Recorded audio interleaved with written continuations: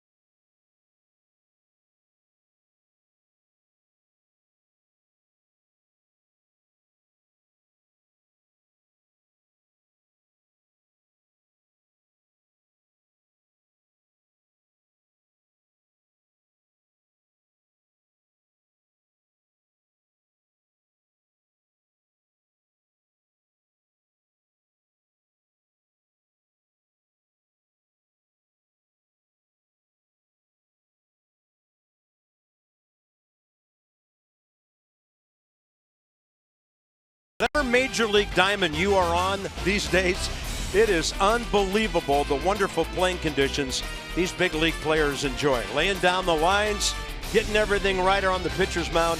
FP and Kolko, a new infield combination now. All right, so throughout the course of this week, we're going to be showing you some demonstrations of a variety of things, plays around the bag, how to get a tag down, how to get a cutoff throw. And FP, let's start just by teeing up. You talk about this on our broadcast often, about the quality of the playing surfaces these days and how you don't really get many bad hops anymore because what we're standing on right now is top notch in terms of the way the grass and the dirt is taken care of these days. Well, first of all, I can't believe they let us out here, number one. Number two, it's been a while since I've been out here. But when you talk about the playing surfaces nowadays as compared to back in maybe the 80s or even the 90s, Just the cut of the grass, the blend of the dirt, all these little things that go into it. You don't see bad hops anymore. Maybe in a day game when it starts to dry out, you see how it's wet right now and they just watered it? It'll kind of get a little firm in a day game, and maybe where the base pass is, you'll have some cleat marks and you'll get tricky hops. But just keep track of bad hops in night games. The nighttime this stays moist. You don't get bad hops at all. Day games, you'll see some bad hops. But what it can lead to as an infielder, and we used to get this way in Montreal, is when you're playing on turf, you can get real lazy with your feet. AstroTurf, there's no bad hops. So you can just kind of sit on a ball and stay there, and you don't have to keep your feet moving. But on grass and on dirt, the more you keep your feet moving, the softer your glove stays.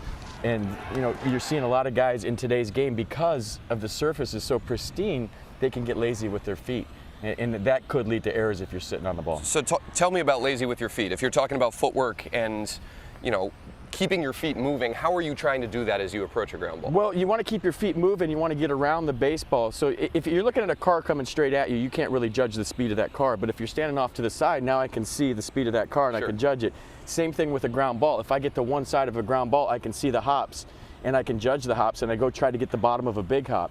But if I'm going straight into a ball, I can't see the hops, I can't judge them. So your feet, you kind of get around the baseball, you keep them moving, and you pick the hop you want. At an angle? Going toward the base you're throwing to. That makes sense. Yeah. All right, so look at this, pristine quality, and we're lucky to be out here. We are lucky to be out here. They're going to kick us off soon, though. Yeah, let's go. A couple of guys who dream of being big leaguers. Well, one already has been. Speaking of big league, it's Bryce Harper back in the leadoff spot tonight. He's hitting .372, by the way. Career against San Diego pitching. Nats have always liked playing at Petco Park. Here we go. Nats and Padres, game one ahead.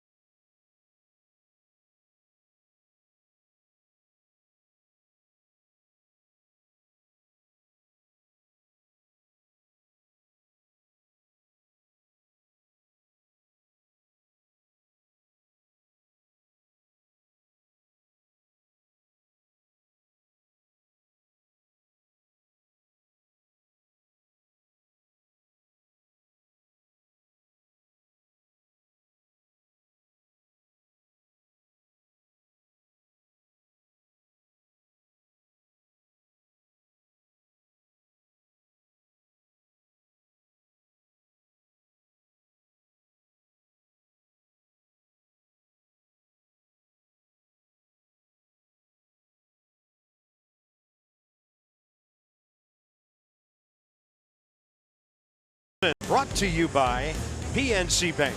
There's no better time to act than today. PNC, make today the day. Petco Park, hard to believe this place has been open for 14 years. 2004, Wilmer Depot can't wait to get out there. It's on a 9-game inning streak. He'll be back in that lineup batting ninth tonight. Nats looking relaxed. It was a pleasant flight out here after the late inning heroics this ball club provided for us yesterday. So it's more humid than it is warm. 65 though, and very comfortable here. Wind not doing a whole lot, clear and cool. The marine layer on its way in soon. You thought the Nats scored a lot first? Well, the Padres do as well, and they're 11-1 when they do. The Nats have done it 25 times this year. So Wilmer, 15 of his last 23 plate appearances on base. That's hard to believe. And the Padres, they don't score a lot. They're 12th in the league in runs, but they score more than half of their runs with 2 outs in an inning. How do they do that? Wilmer getting everybody pumped up in FP. By the way, first of all, go Caps. We'll see you in round 3. Isn't that fantastic? And maybe the success of the other team in DC still playing will keep the Nats going and doing what they're doing. Yeah, I'm trying to regroup and do a baseball broadcast right now. I've been jumping around the booth here for about 10 minutes watching the game on the monitor. So Got baseball now. Congratulations to that guy and the rest of the club. Very good. Very good. Conference finals, here we come. Go Caps. All caps. Hashtag all caps. Nats took 5 out of 7 from the Padres last year.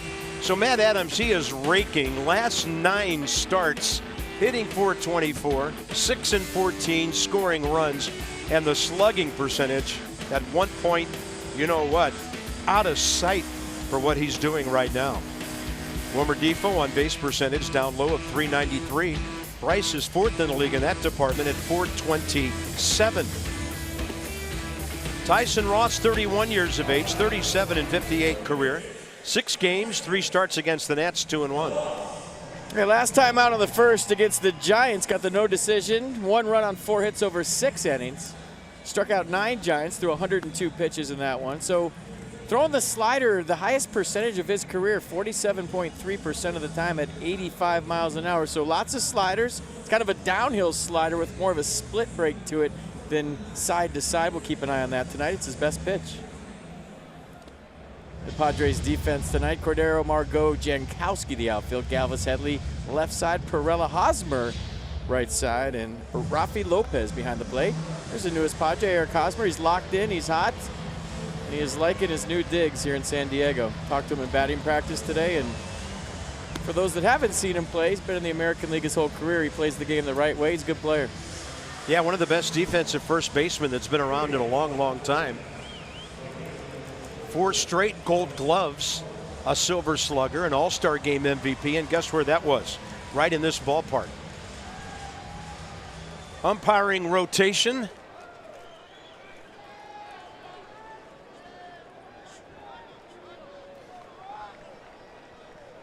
Brian Gorman is actually the home plate umpire, a late change that we just got a little while ago. He's the crew chief, 26 years in the big leagues. Out of play to the left side, Bryce Harper. We're underway. 10-12 DC time. Gonna be a lot of celebration back home watching this game today. Rightly so. Davies Ball Club, 7 of 8, 8 of 11. Not a whole lot of action in the East tonight. You might say the Phillies recovered from yesterday. They're beating the Giants 11-0. And the Mets broke their losing streak tonight, winning at Cincinnati. So Brian Gorman, Trip Gibson, Mike DeMuro, Roberto Ortiz on the umpiring crew here. Down and in from Tyson Ross. And you might notice that here in San Diego, center field camera sits down a little lower than it does in a lot of ballparks. So you don't have that as much of an uphill look from pitcher to batter as we do almost everywhere else. Just beyond the bag on the right side of it. Well, Tyson Ross has not allowed a first inning run yet this year. Real tough against right-handers, 145 against him this season. That's 3rd best in the majors, so keep an eye on that. A few righties in the lineup tonight for the Nats. Fastball, broken bat, caught by Jose Perella.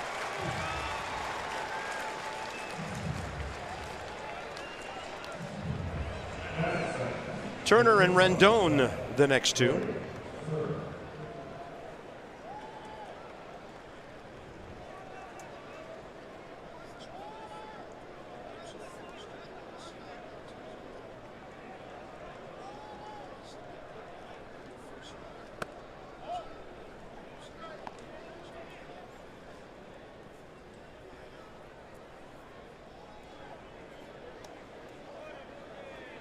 Trey Turner, 21 games, hitting .329.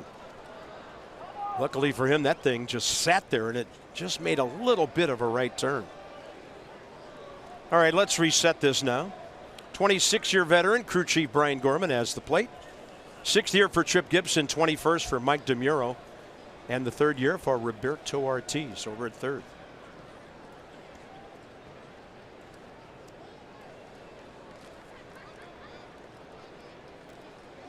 You saw Anthony Rendon on deck.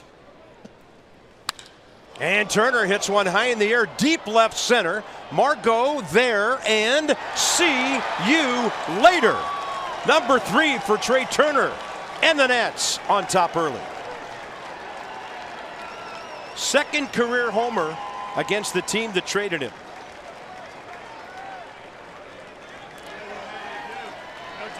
Well, there goes a no-hitter. There goes a shutout. That's the first time Tyson Ross has allowed a first-inning run this year. He's not allowed a home run in his last 4 starts. So check both of those boxes. There goes the no-hitter. There goes the shutout. There's a home run. There's a first-inning run. There's high fives. Trey Turner with his 3rd home run of the year. That's a far one. It's tough to get him out of this yard.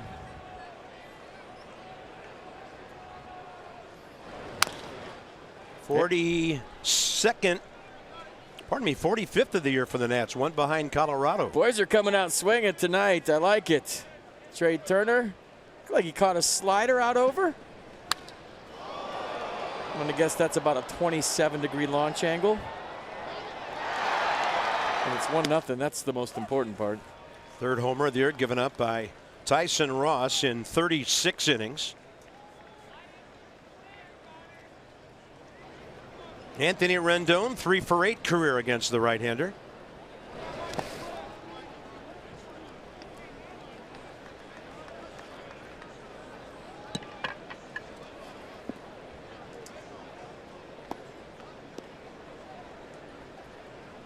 Now over 330 his last 3 weeks, Trey Turner.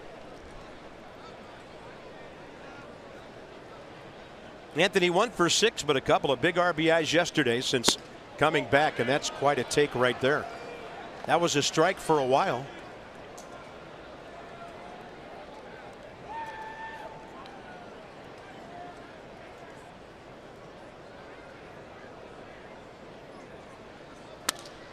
And on the fastball, fly ball near the right field line, and unable to put it away, Travis Jankowski, after a very long run.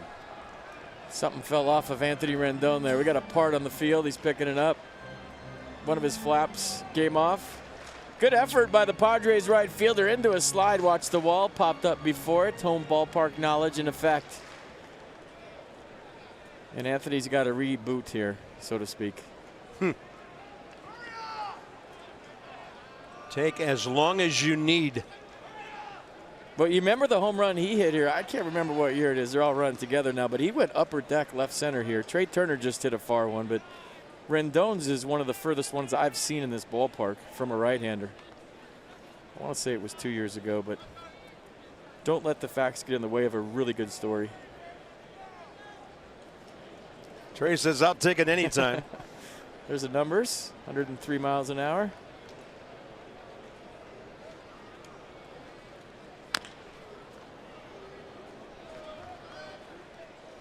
Padres are on kind of a weird home thing this year.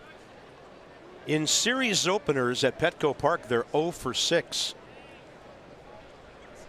So Andy Green's ball club hasn't gotten off to many fast starts here at home, where they have a record of 6 and actually 7 and 13, 6 and 9 on the road. That ball was stung to left.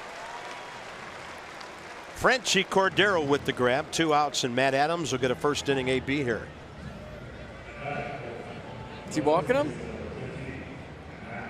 Gonna walk him in the first inning? No, I'm just. Okay, he's just telling everybody to scoop back. This guy can really hit him far. Getting his shift in order. So Chase Headley has overlapped Freddie Galvis. He's by the umpire. The shortstop is home alone on the left side. And then right field for Perella, the second baseman. We've seen Matt push a bunt down there, but I think he's thinking about, hey, I'm locked in right now. I want to hit one hard somewhere.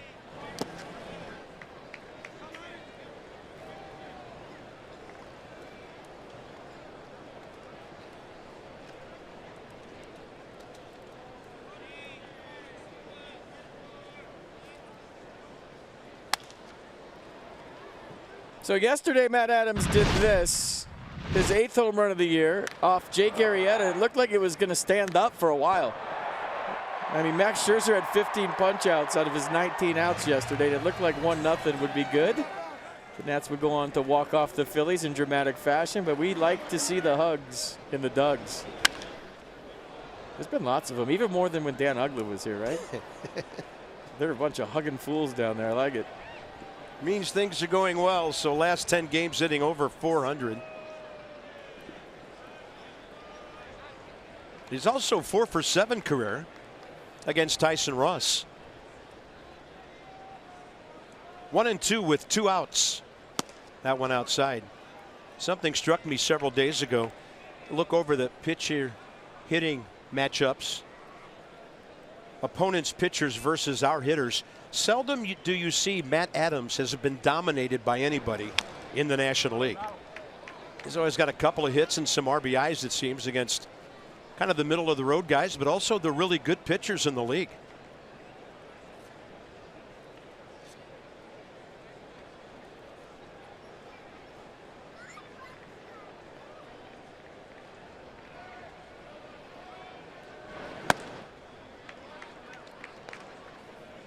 Further extending the first inning with a 3-2 pitch coming, and Howie Kendrick waiting. Steven Strasburg waiting too. Good take. Matt Adams, 13th walk of the year. That adds to his .412 overall on base percentage. That'll get Howie in there.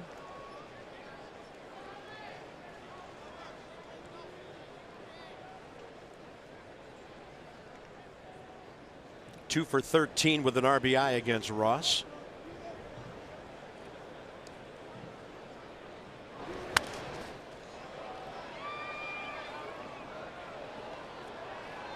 So the stat of the day is this: the Padres, when scoring first, are 11-1.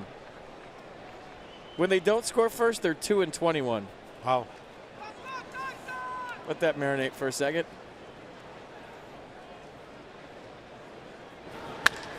Kendrick.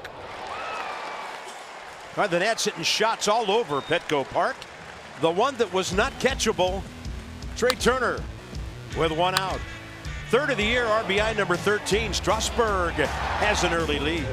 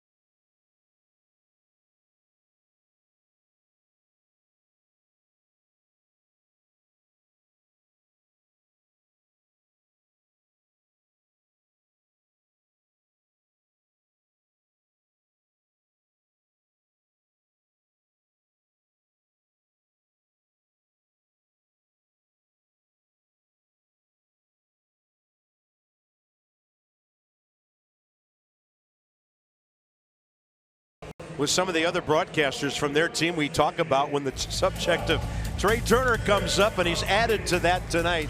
Eric Hosmer really doing it all for the Pods. He's hitting over 380 with runners in scoring position. He's hit safely 7 of his last 8 games. League leaders in multi-hit games, extra base hits, doubles, on base percentage, you name it. And this veteran's doing it for his new ball club. Strasburg, 8 career starts against the Padres, a decision every time. 6-2. You see the numbers on Steven. You saw the arsenal for Steven. Going the other way, Travis Jankowski. First pitch swinging.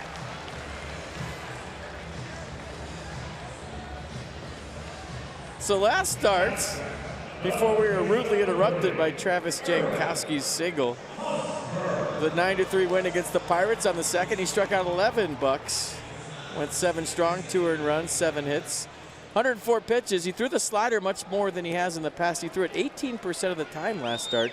He's only thrown it 6% of the time in his previous starts. So look for the slider here tonight. Hosmer against Strasburg, limited sample size.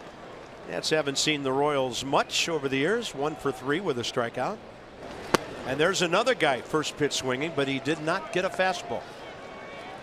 Well, you talk to Padres people that have seen him a lot. They're susceptible to the high heater. They'll chase that thing up.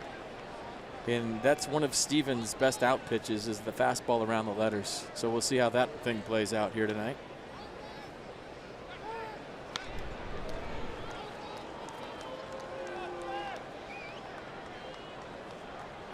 Jankowski 1 for 1 stealing. Padres 16 bags, caught 8 times. They're hitting .228, 12th in the league. Bouncer right side. Defoe will turn to get the lead runner and knew there was no chance for 2.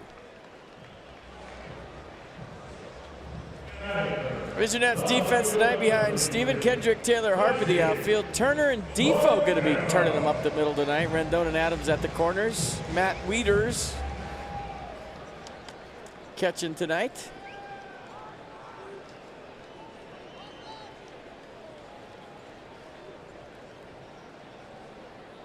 Franchi Cordero. This guy put on a display in BP today. I didn't know a whole lot about Franchi. Stood behind the cage and he was hitting them far. Over the beach area in right center field onto the little grassy knoll they have in right center. He hit a few. Better on the road than he is here. Interesting. He's been on base 10 games in a row. 6 home runs overall. Strasburg with a very sharp hook. 0-2.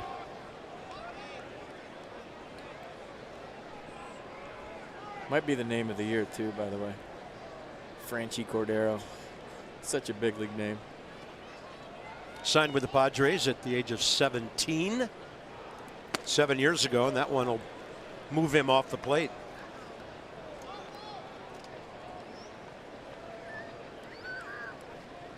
Made his debut last year, hit .228 in 30 ball games. Did flash some power with 3 homers.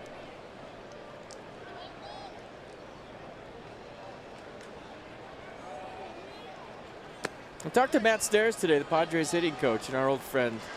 I said, what's your guys' philosophy? Are you into the launch angle, the exit velocity? He said, you know what? I want my guys to fight. I want them to stay in at-bats. I want them to put the ball in play with 2 strikes. Not look for walks, but take their walks when they're there. So kind of an old school approach from the Padres hitting coach. There's Stairsy. That was very interesting, very refreshing. Said, young team, I want them to compete in the at-bat, one at a time. Fill up the count, foul off pitches, stay in the fight. Stuff we talk about all the time about Anthony Rendon and Daniel Murphy. He said he wants to train these young hitters to be able to do that. Backspin the baseball, line drives in the gaps. Not just look for fly balls all the time. So, I mean, different philosophies work for different teams. That was interesting.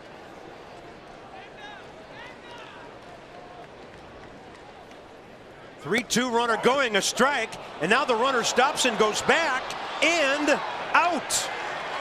2-6-3. A very weird strike him out, throw him out double play as Eric Hosmer put the brakes on and the Nats get both.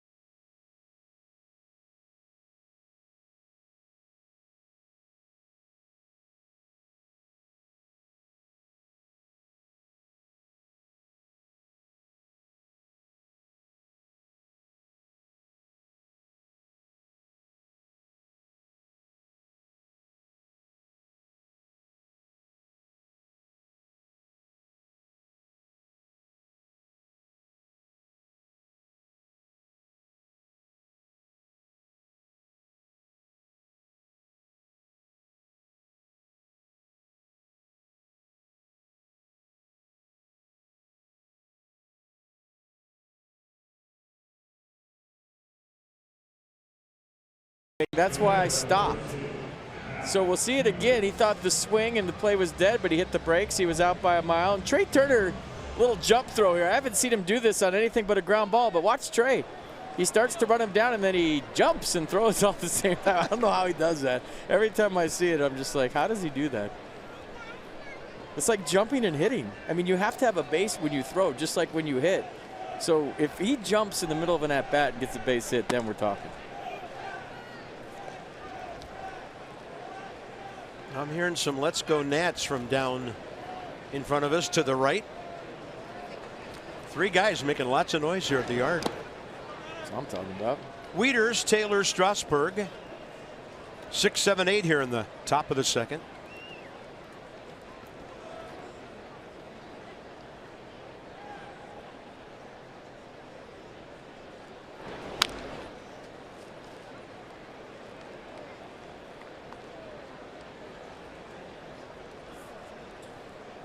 First inning, Ross, 25 pitches, 17 strikes.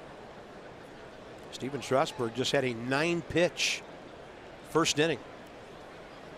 Dan told the skipper the Caps won. Skipper already knew. He said, yep, 2-1. He was on it. And they've been wearing... First time Coco ever outscooped.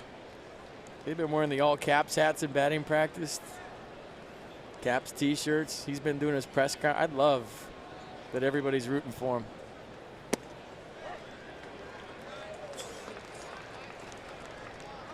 Mercedes-Benz will show you a pitch. There it is.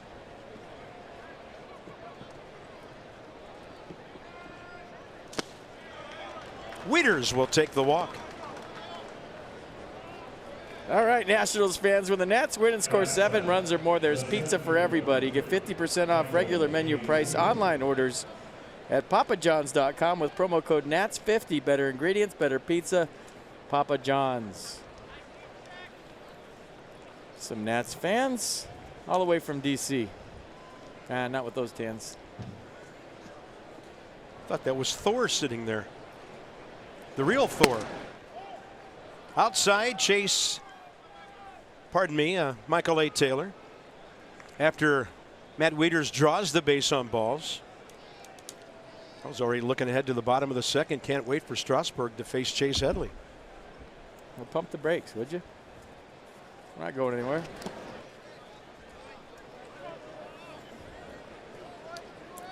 Michael continues to play fantastic center field. Never takes his offensive woes into the field with him, and Nats just hope he gears it up, and when this guy is going well at the bottom, things really happen. 4 career homers, 6 RBIs against San Diego, and that's low and away. Green light, maybe. But speaking of homers, he hit the first grand slam in Expos Nationals postseason history last year. Just off the top of my head. You've been in cahoots with the scoreboard guy out here for years. They're giving you lots of stuff. Yeah, I have to do 0 show prep here. I just read the scoreboard. 3-0. So Ross has already walked 2. Unique situation, of course, with the Nats batting Strasburg 8th. He's on deck. May get a chance to move a couple of runners. 3-2.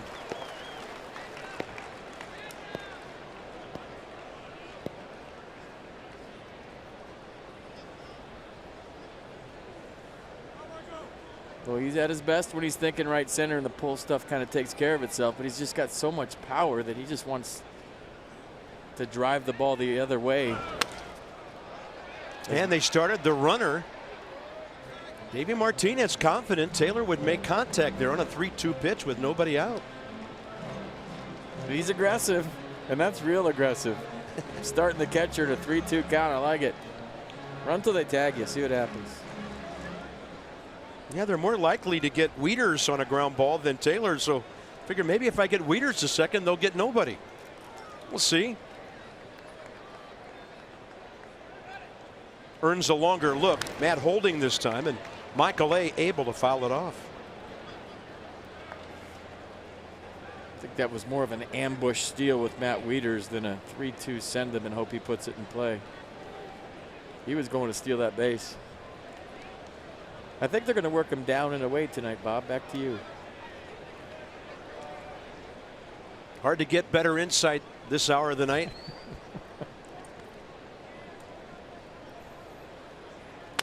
Taylor, right side, drifting out of play.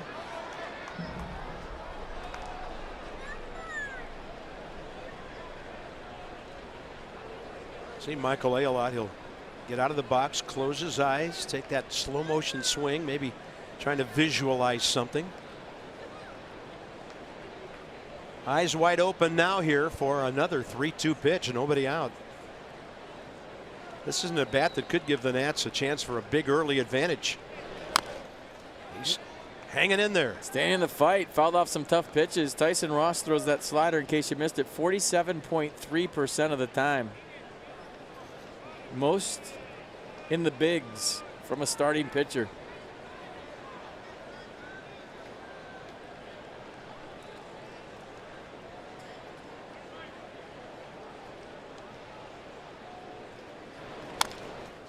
See, this is where, Carp, you could take a chance. I mean, when you're in a fight like this and scoot up on the plate and just dare him to come in. I mean, you look at the pattern, everything's down the way. I think one was in, it was a backup slider. He didn't even mean to go in there. But every once in a while, if you just do it very subtly, the catcher doesn't see, just kind of inch up a little bit closer to the plate and dare him to throw you something in. How about that angle? I like that. Where's that camera? Way up in one of those towers on the first base side. Another payoff pitch. Taylor went, unfortunately, on a ball that would have been ball 4. So 11 pitches for that at bat. And Tyson Ross battles his way to a strikeout, his first.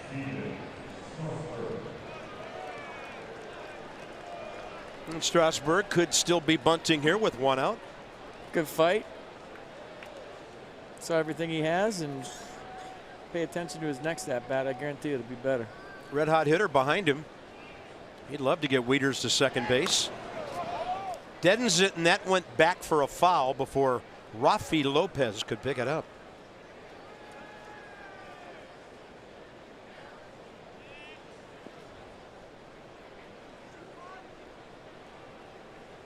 Rafi's got a different mask on. Did you see that? See that thing on the top in the face mask? Yeah, it's like a drink holder right there. Check it out. He can put his water bottle right there and catch at the same time. Here they come. Hosmer really charging, and Steven Strasburg lined one just to the left of being over his head. Look at Hosmer right now. He just saw his life flash before his eyes. I mean, he was charging hard. I think he tried to hit it by him. Look at the inside-out swing. Yeah, he was trying to smoke it by Hosmer.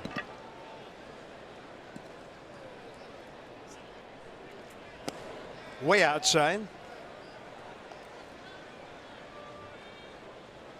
Tyson Ross, 37-58 career, 119th start. Wilmer Defoe has never faced him.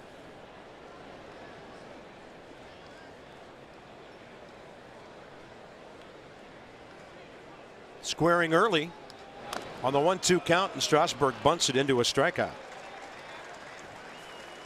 So here comes the hero of the day yesterday, Wilmer Defoe. 5-man infield. And he hits it where the center fielder would have been, but that was deep enough to score Howie from third either way, and then the celebration began. With the guy that probably likes to celebrate as much as anybody on the ball club, that guy right there, always smiling, always laughing, having a great time playing the game. In the middle of a 9-game hitting streak where he's hitting .520.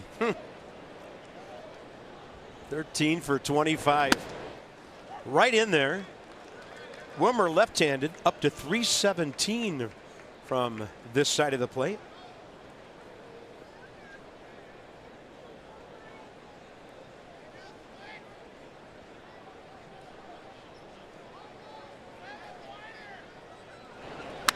Got jammed. Hosmer couldn't get it, but it's through to the second baseman.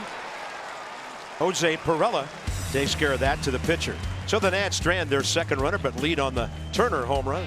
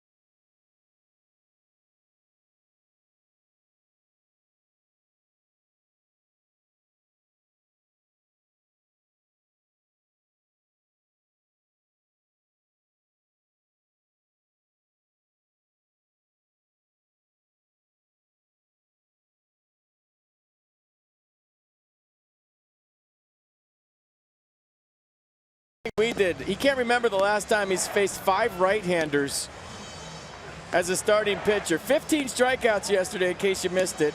15 of the 19 outs he recorded were via the punch-out. Remember, there was an intentional walk in there to Michael Franco. There was also 2 outs on 1 swing. So do the math. He almost struck out everybody he faced yesterday. It was an historic outing, the fastest pitcher ever to get to 15 strikeouts in 6 1/3. So all kinds of great stuff going on yesterday, and I think it's the 4th time in his career he struck out 15 or more. Just for example, Justin Verlander, the most he's ever struck out is 14. Unbelievable stuff from a future Hall of Famer. Unbelievable. Fifth time he's done it. PNC make today the day, or maybe for facing Max yesterday wasn't the day.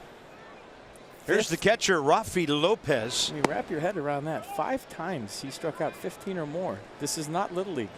These are the best hitters in the world.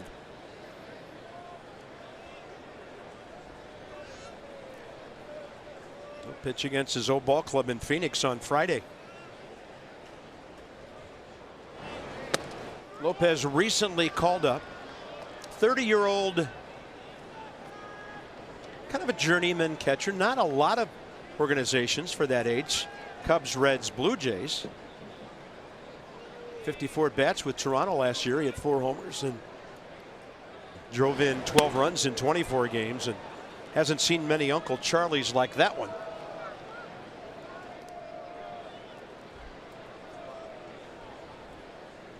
Lopez, Headley, Perella for the Padres, bottom of the 2nd.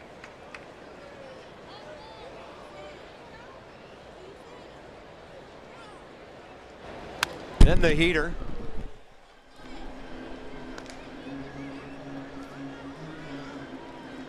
Things that amaze you sometimes when you see him on the stat sheet. Not that the Padres came in hitting .228, 12th in the league, but that they had the same batting average as the Colorado Rockies. Hard to figure what's going on there. Strasburg with a nasty 89 diving, and that's strikeout number 2. First one got him a double play last inning. So the Padres, in case you missed it, the beginning of the broadcast, have struck out 355 times as a team this year. That leads the National League. So you were thinking with Strasburg stuff, the fact that he punched out 11 his last start, this could be a high total for him here tonight after we just showed you Max's day yesterday. Chase Headley, the best matchup numbers against Strasburg of any Padre. Not a lot of at-bats. Not many guys can say they're 4 for 8 against him. And he's off to a really rough start here, hitting a .146 after .273 last year in his 3rd and final year as a Yankee.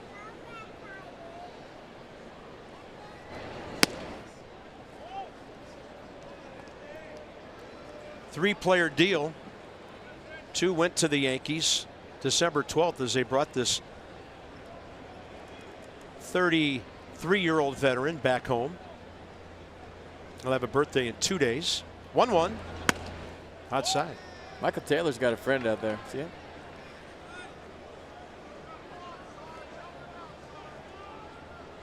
You got a buddy in the shift. I don't know. He doesn't have his glove on, so I don't think he's much help right now.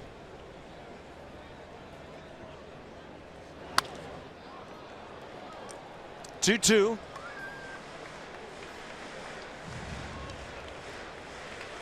Headley had a huge year here, driving in 115 runs on 31 homers in 2012.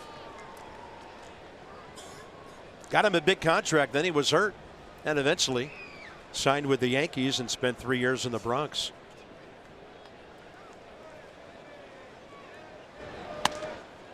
Fastball rides upstairs. Full count. That was by design. He's trying to get him to chase. No pun intended. I forgot his first name for a second.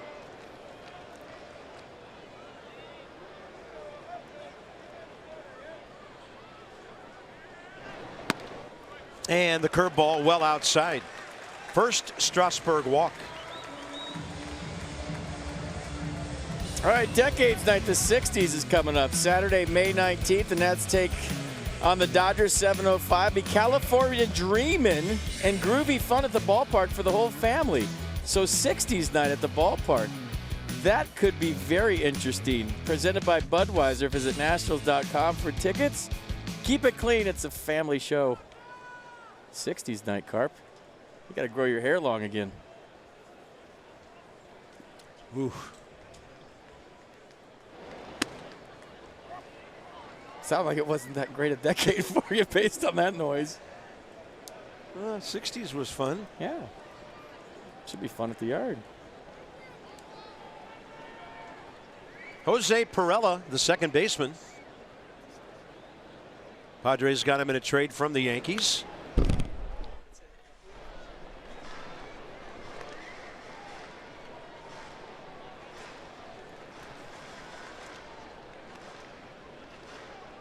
'60s were a great decade for baseball. Kind of saw the Yankee dynasty end early in the '60s, and the Dodgers took over for a number of years with all that great pitching of theirs.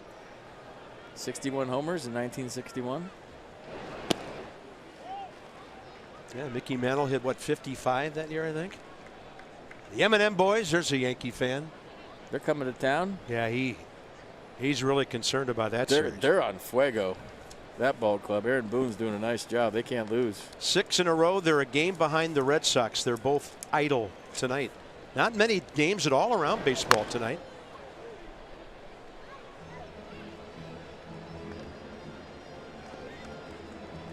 Perella's been on base 11 of his last 12 games.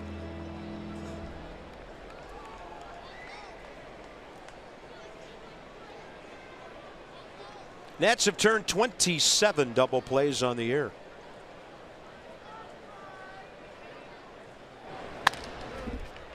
Howie, Turner. Nats have turned 28 double plays on the year. Nice channeling. Experience the power and toughness of Ram at your local dealer, or log on to ramtrucks.com to get to work. Guts Glory Ram. Bryce Harper leads off. Broke his bat, lined out first time up. A lot of damage lately. And then Turner, who's homered tonight before Rendon.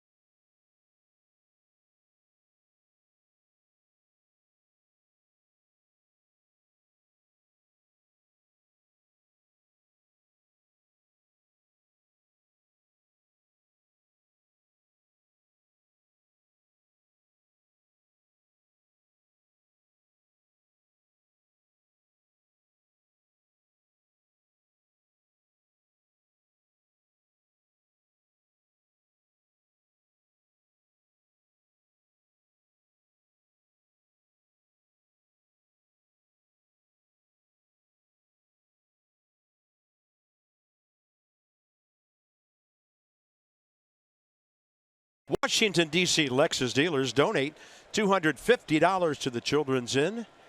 The Children's National Health System for the first 200 home runs this year. Lexus experience amazing, and the Nats have already hit 45, one behind the Colorado Rockies.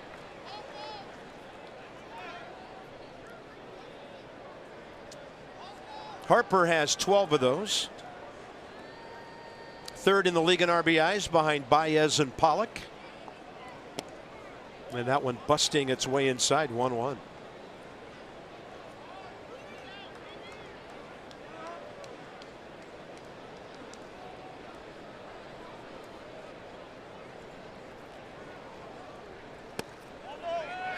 He started, and Roberto Ortiz says he stopped.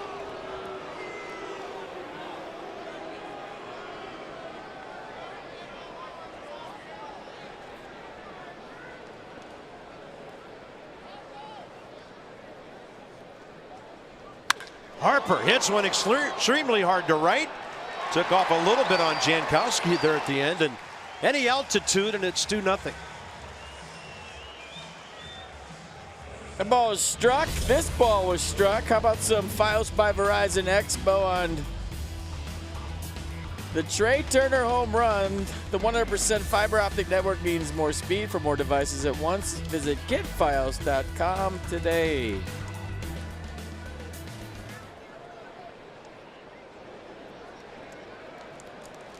Trey Turner absolutely killed one here, first time up.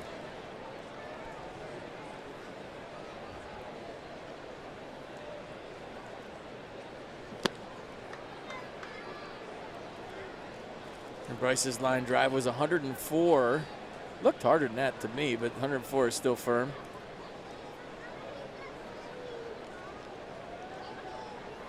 You're right. Any elevation, it's 2-0. Good hair working.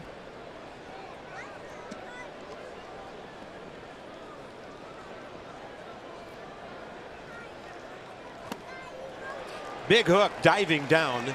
Turner strikes out. And for Tyson Ross, 5 in a row, 3 on strikes. So Anthony Rendon yesterday with the big knock. His first knock since he's been back. That would score Sierra and Defoe, and the place was rocking at that point. That was the 8th inning when you kind of had the feeling that something big was going to happen in the 9th. Just had that feel to it, right? And all of a sudden, here they come. You knew that the bullpen for the Phillies was shaky the day before. It just was setting up. Yeah, they finally got to Tommy Hunter there, and then Neris had a meltdown in the 9th, and the Nats had a lot to do with that. Had some good at bats. Defoe finished it off.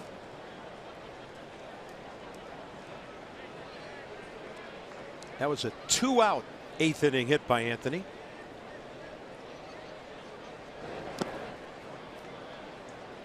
Two and one.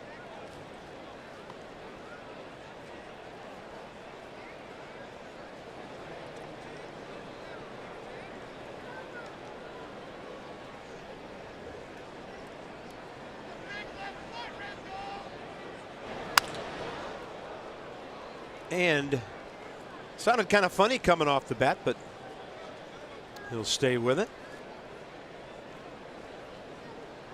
Tell you what, this is one of the sneaky best ballparks in baseball. I know we say it every year, but we're only here 3 days this season, and this place is incredible. Doesn't get enough play in my mind for being one of the best parks in the big leagues. There's one of those check swings by Anthony. All the buildings done now out there, people watching from the rooftops. That grassy knoll in right center field. Yeah. Tony Gwynn statue out there. Great scoreboard in the Western Metal Supply Company building. It's beautiful. At time, Ross had Rendon reaching. Short center ends up Franchi Cordero, the left fielder, makes the grab. Strasburg back to work right next to the gas lamp district.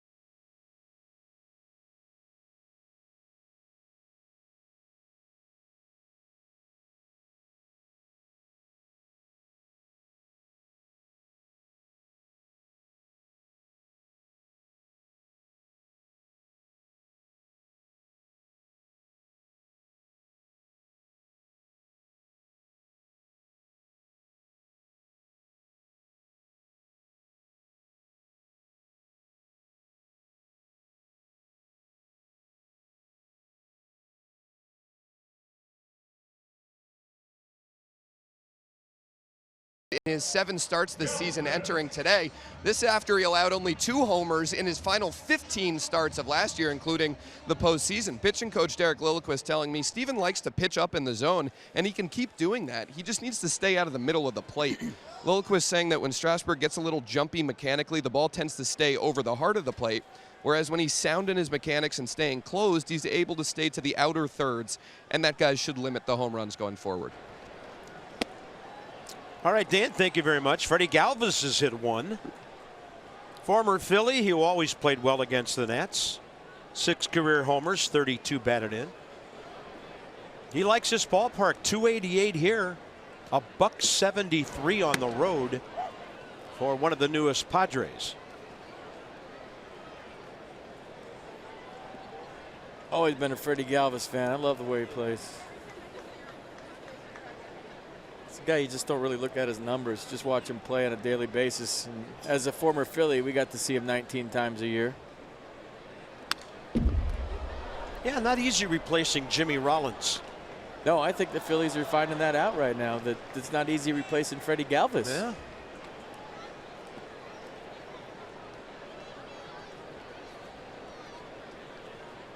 Yeah, they like young Scott Kingery, but he's got a ways to go, hitting just over 200 right now. 1-2 pitch, down and in.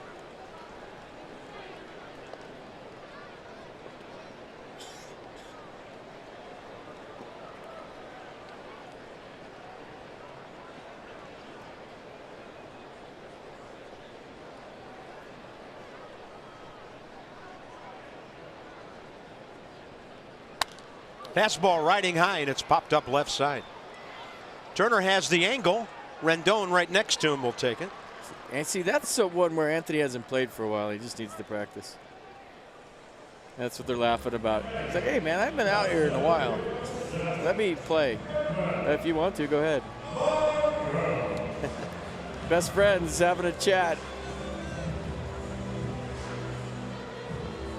8 o'clock here, 11 back home. Bottom of the 3rd, Strasburg off to a good start tonight. Turner a support home run in the 1st inning. The Nats are 8-7 on the road.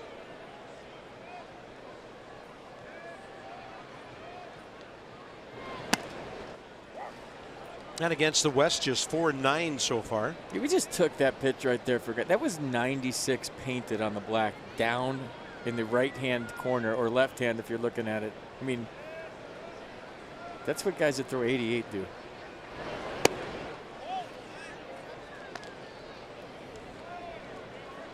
So Manuel Margot, the hitter, off to a rough start. First full year in the big leagues last year, hit 13 homers, drove in 39 while batting .263. Trying to paint again, and Steven just missed.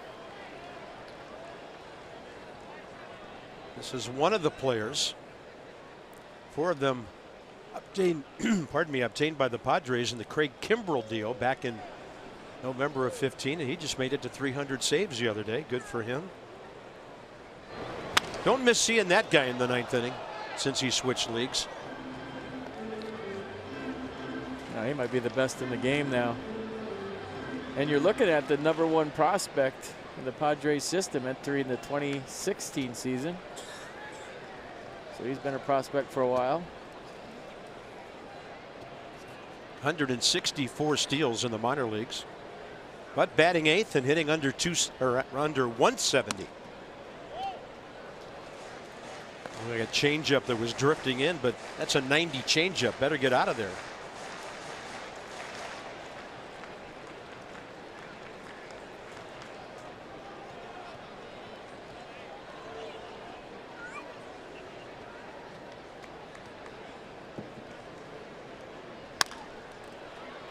Fair ball. On the run, Rendon throwing across his body. Matt Adams barely had to move the first baseman's mitt. That was a sweet play. Everybody talks about Nolan Arenado. He likes to field on the run. Well, check this out. Going to the backhand, foul territory, just flips it. Underhand. Right on the money. Hits him right in the face. I mean, that's not an easy play. He just made it look simple. Yeah, if only he enjoyed playing the game a little bit. So great to have him back in the lineup and over there at third. I mean, if StatCast had a difficulty level on that play, I mean, that was like a 9.5 out of 10, 10 being the hardest. Yeah. He made it look like a 5. Yeah. Tyson Ross, 2 for 11 this year. He's a good athlete, 200 career hitter. Overmatched by that curveball. 0-2. Kind of an odd start to this one from what we might have expected. Steven Strasburg has 4 ground ball outs.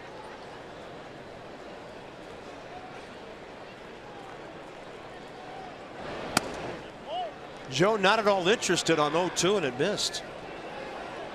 Pardon me, Tyson. Maybe we'll get that Ross matchup someday soon. Be cool. And a chopper. Strasburg gets it before it gets by the mound. Makes a good play, and that's it for the Padres. Thanks to a couple of double plays, they've only sent 9 men to the plate first 3 innings.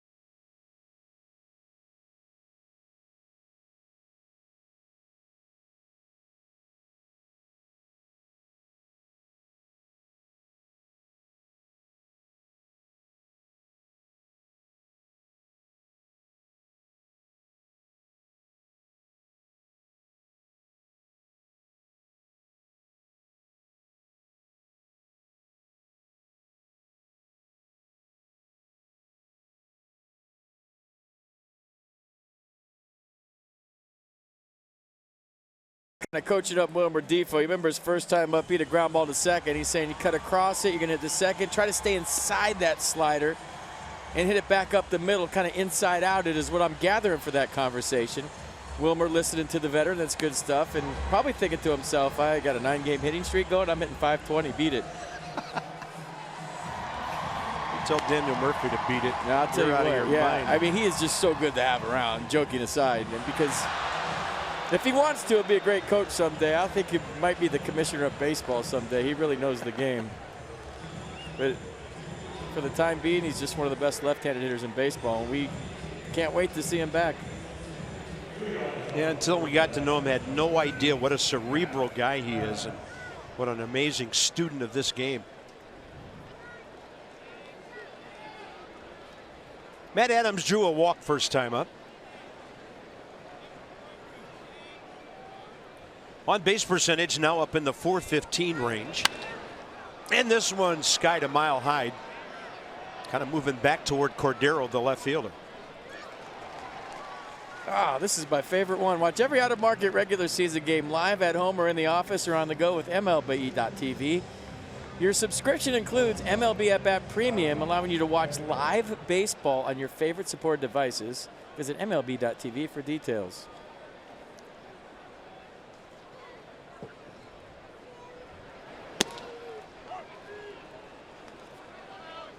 Ryan Gorman's given an inch or so on the outside the righties for both teams tonight.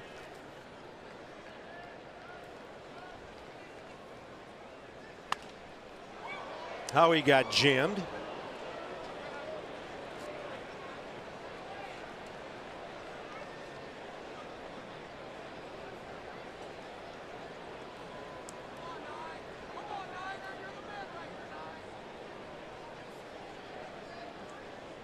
So the 0-2 battle begins, and look what he does with it.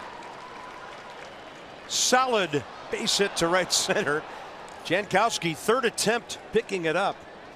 Howie Kendrick has hit the ball hard twice today, and he's hitting around .320 now, his last 13 games. Just keeps on rolling. Inside out swing. He was trying to do that the whole at bat. You saw the foul ball before that, so another good swing. Lots of smiling going on for the Nats tonight. I like it. It means the boys are having fun. They're winning some baseball games. Wieters walked first time. Although it's hard not to smile in this city.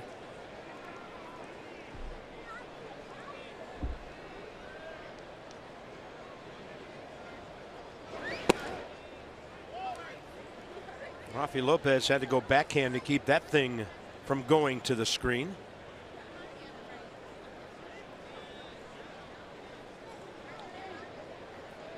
A lot of pitches for Tyson Ross. 25 first inning, then 23. Had 62 at the start of the fourth.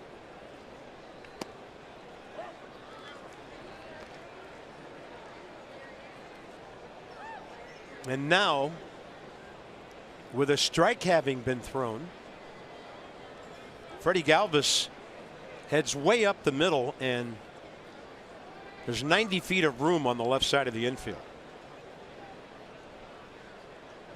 Of course, that doesn't mean they're going to pitch you out there, so you can just ground one over there. That ball inside. 2-1.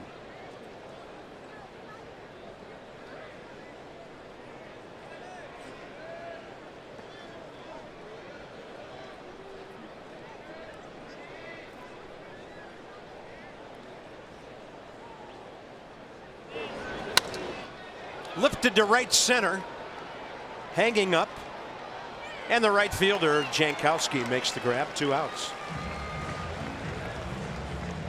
No better time to act than today. PNC make today the day, and Juan Soto at 19 years of age. Look at that, the power surge he's on. 5 homers this week, and over almost a 2-week period, hitting over 400. He is got it going. Harrisburg may not be too far into his future. Make today the day at PNC Bank.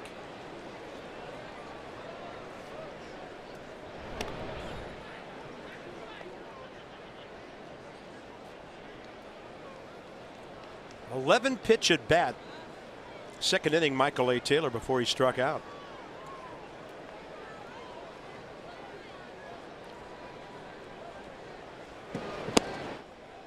Well, you remember last time everything was down and away. And they're going to go right back out there again. And the way you solve that problem is driving something to right. Maybe diving out there is what they call it, and driving something the other way. I don't even think he's going to throw anything in to keep him off of that.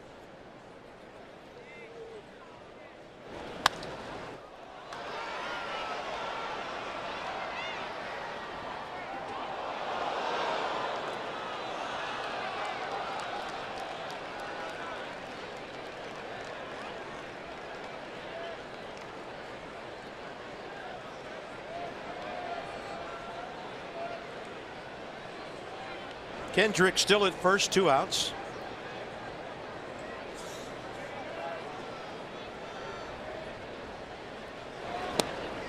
Check swing, and Michael A. strikes out for the 41st time this year.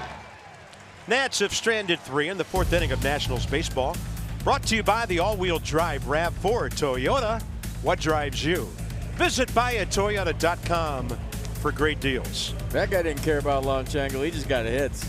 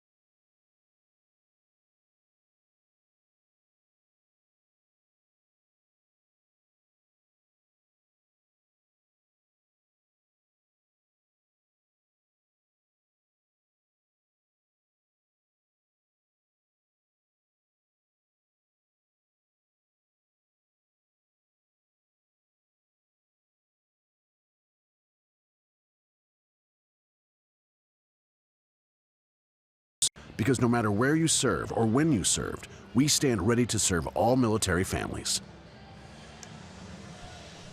Welcome back to the bullpen. Sean Kelly out for the last 12 games.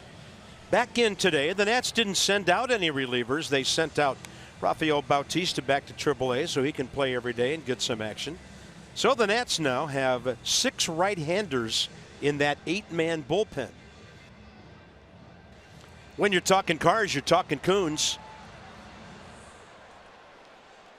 Born in California since 1920, we don't know much about Tiny Bonham. A little bit about Gary Nolan. Pretty good for the Reds way back when. Strasburg on the list of best career ERAs. Tiny Bonham was 4'6". Threw uphill. Had a rise. So his fastball was rising. Hey, the rising fastball. It had to. Tough to pick up. I mean, not really, literally. Padres only hit. Travis Jankowski, first pitch he saw. I just saw Anthony Rendon cheat to his left a little bit. In case he would try to shoot that hole over there.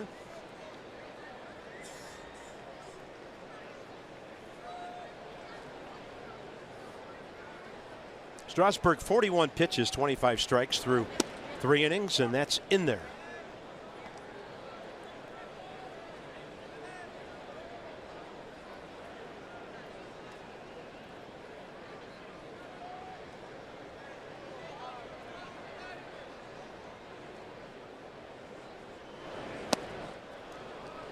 Filthy for a righty, lefty, you name it. Nissan pitch cast. A curveball. I mean, he's got whatever he wants tonight, whenever he wants. Not that he normally doesn't. There's another one, tried to double up. That might have been a slider actually at 88. Jankowski up and down with the Padres last couple of years.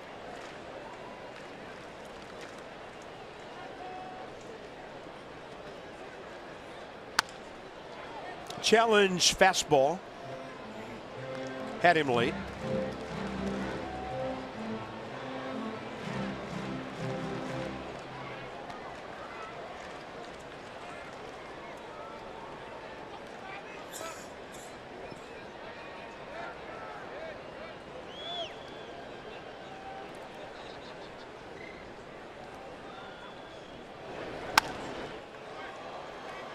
Battling, staying in the fight. So 7 of 8, and the starters under 2 with the ERA. Striking out everybody, it seems. And the league only hitting .208.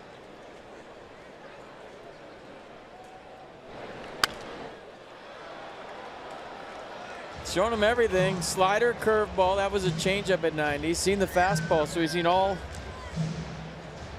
4 pitches from Steven. And here comes number 9.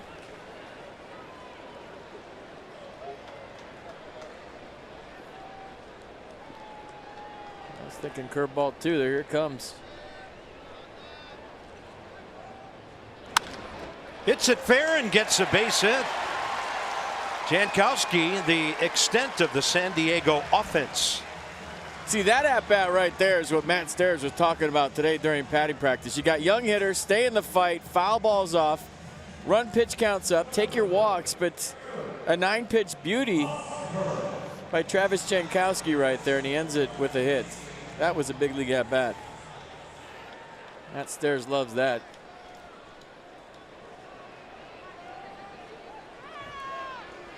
Hosmer, fielder's choice ground ball, first time. Pulled it to Defoe.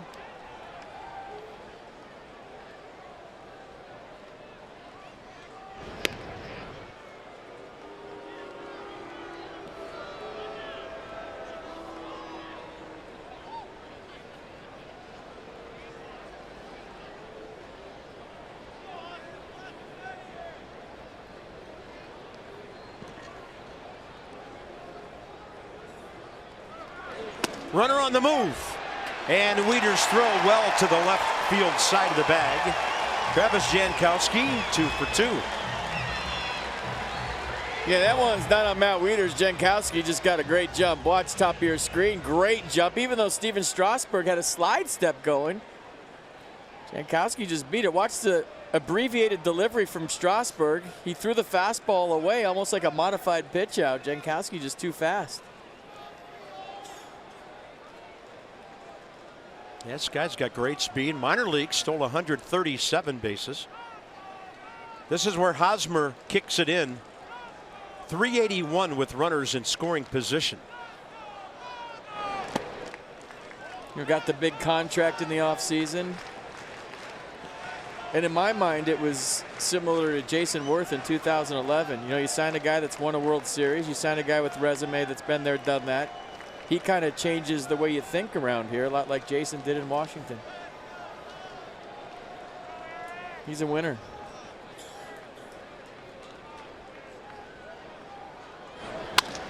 Pulls it. It'll be a productive out. Adams to the bag. Franchi Cordero will have a chance to tie the game with a fly ball. All right, Red Hot Yankees coming to town. We get back May 15th and 16th. Then the defending NL champ Dodgers coming to town May 18th through the 20th. And the homestand continues with the team you're watching right here, the Pods. Visit Nationals.com to get your tickets today. Going to be a real fun homestand for everyone. Cordero struck out into a double play first time. He's driven in 14.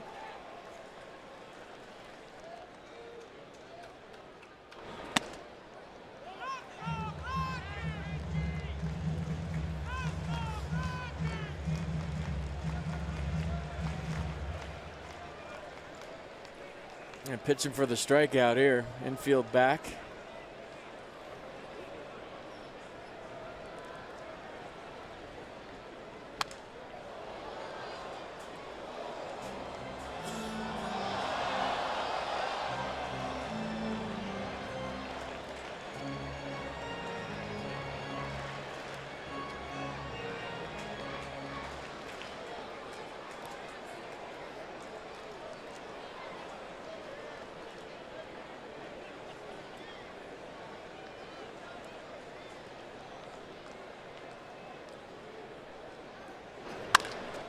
Ground ball to second. Tie game. Defoe throws out Cordero, who knocks in his 15th run. You know, something little but something big for a young team trying to win. You know, leadoff single after a great at-bat. He steals second. Then Eric Hosmer, talk about a winning player, just rolls over a grounder, advances him to third, and then just a simple ground ball to second picks up the RBI and ties the game. That's what good teams do. And that's playing baseball right there. You don't see that too often in today's game. It's usually a homer, a strikeout, or a walk, but that was a manufactured run by the Padres here in the fourth. Yeah, really bad launch angles this inning. 3 ground balls, and it means a run. I'm old-fashioned, but I like that kind of baseball, man. I'm with you. It's what we all grew up watching. Yeah, grew up playing.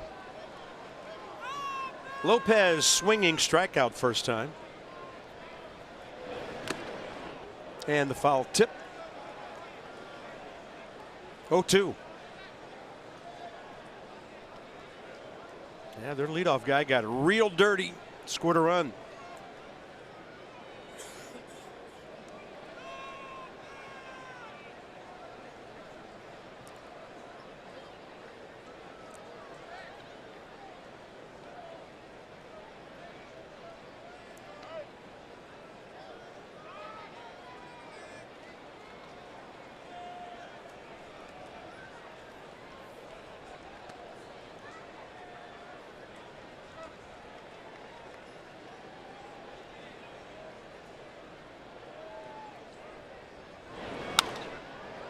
You could see the drift and the drop on that changeup.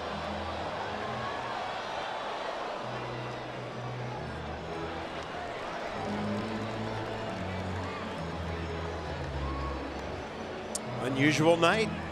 7 ground ball outs. Good way to save some bullets for later in the game.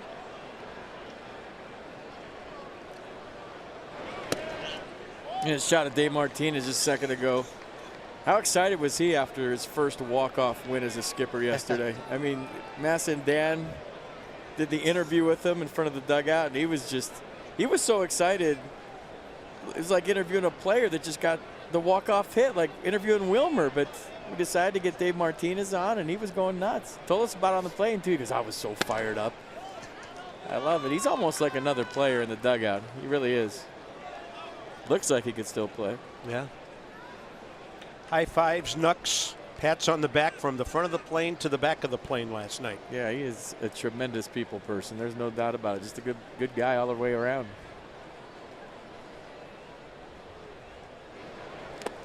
There's a strikeout and the ball in the dirt, and the fourth is over. But Jankowski's base hit, steal, couple of grounders, get the Padres back even.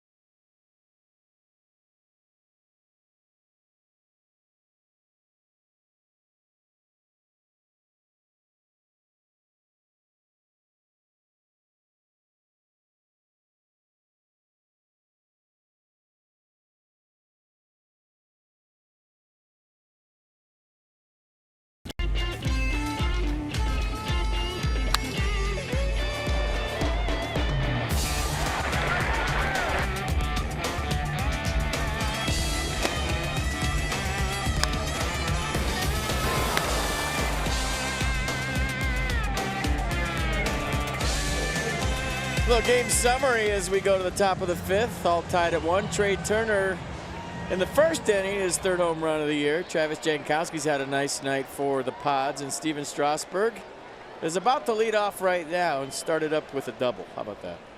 Take it. 2 for 13 on the year.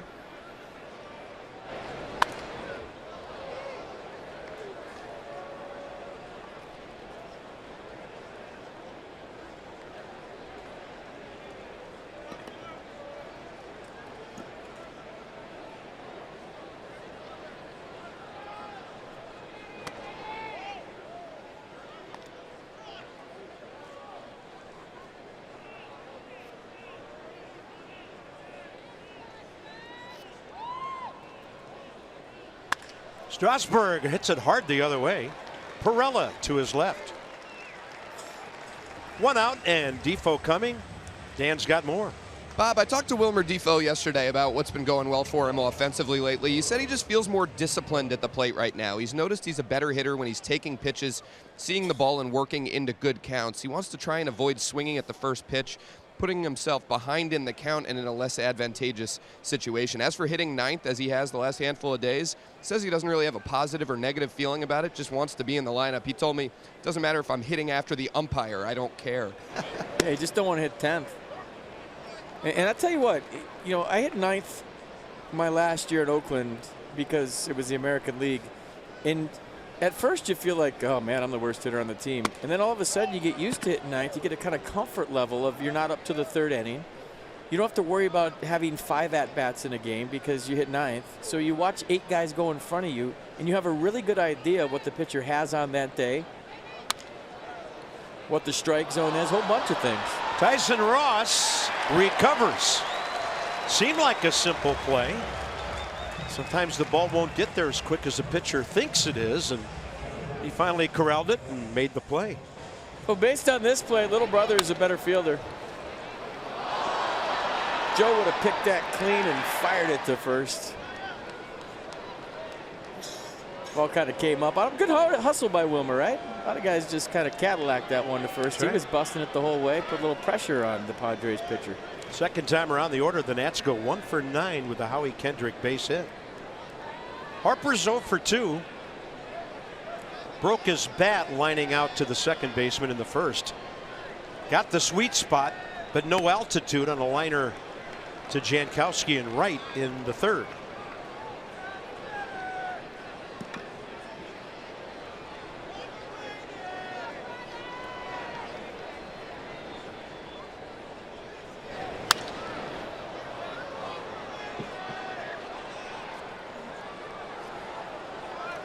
So 25 at bats, average not that high on base percentage.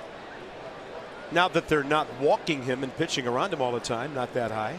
Look at the walks, 38 to 1, unbelievable. He hits this one hard too. Unbelievable reach by Perella, robbing Bryce Harper of a base hit. Exit velocity the last 2 times, rocket-like, and nothing to show. Heck of a play.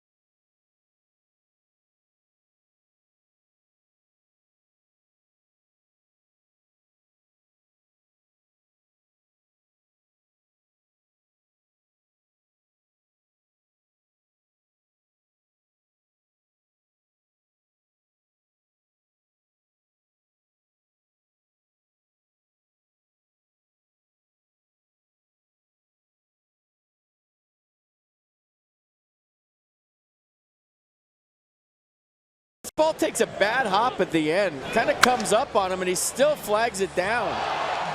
We'll show you a few angles. The one hop throw to Eric Hosmer to get Bryce, but watch the last hop here. It goes up, and he goes up with it. That's hard to do when you're diving. Then he throws a one hop bullet to Eric Hosmer. You don't get much better than that unless you're Bryce Harper. Yeah, Hosmer, you get the ball anywhere near him, he'll catch it. Well, they do get better than that here. If you remember back in the day, some guy named Ozzie Smith was going up the middle. He dove, the ball did that same kind of hop, but went backwards, and he barehanded it as it kind of hopped backwards in the dive. Then he got up and threw him out, so it does get a little better. One of the best plays, if not the best play I've ever seen. If I remember right, he was in those old Taco Bell unis, right? He was. Padres went to a more traditional Navy uniform many years ago. I like it. Tribute to the Navy and the thousands stationed here. Chase Headley walked first time up, and Strasburg strikes him out. 83 on the hook, K number 4. Mercedes-Benz will show you a 3-pitch see ya. Wow. And that was nasty.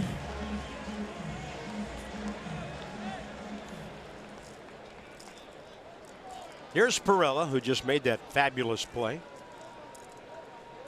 Bounced into a 4.63 first time up.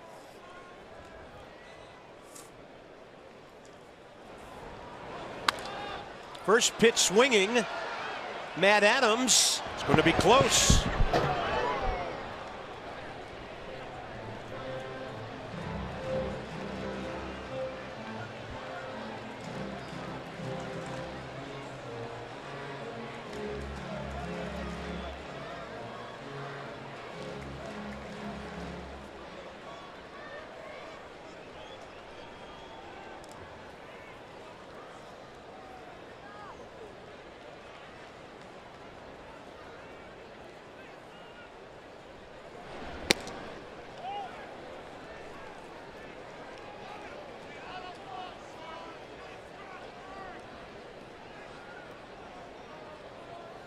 My wheels are spinning on the best play I've ever seen. Ken Caminiti made so many great plays in this town.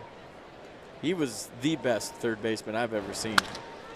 Right up the middle by Perella. So he took a hit away and now gets one of his own. And Padres have out hit the Nats 3-2. And unfortunately passed away too soon, and I don't think people talk about him enough, but he was my favorite player. He would come here, Carp, and go 0 for 4 and beat you at third base. There's not too many players that you can say that about. Yeah. No, they loved him in Houston. They loved him here.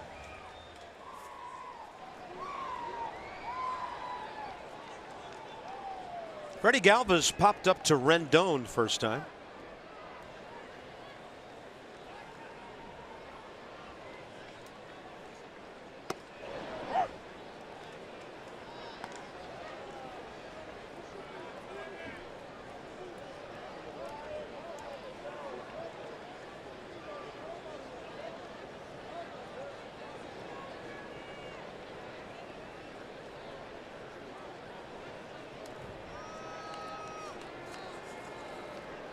In 1896, Caminiti hit 40 home runs.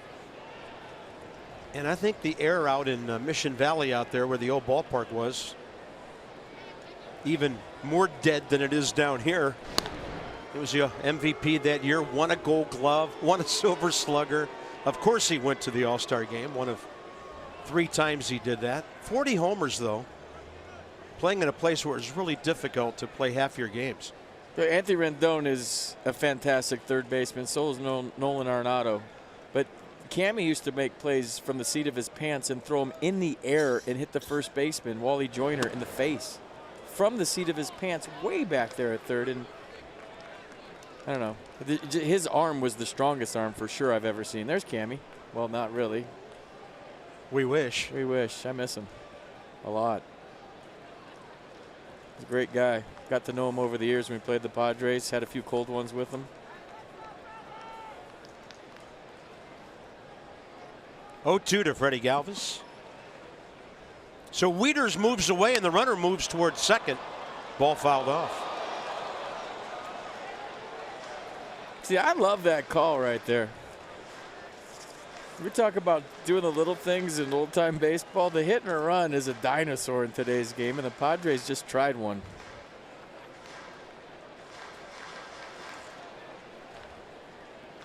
Andy Green trying to manufacture some more runs.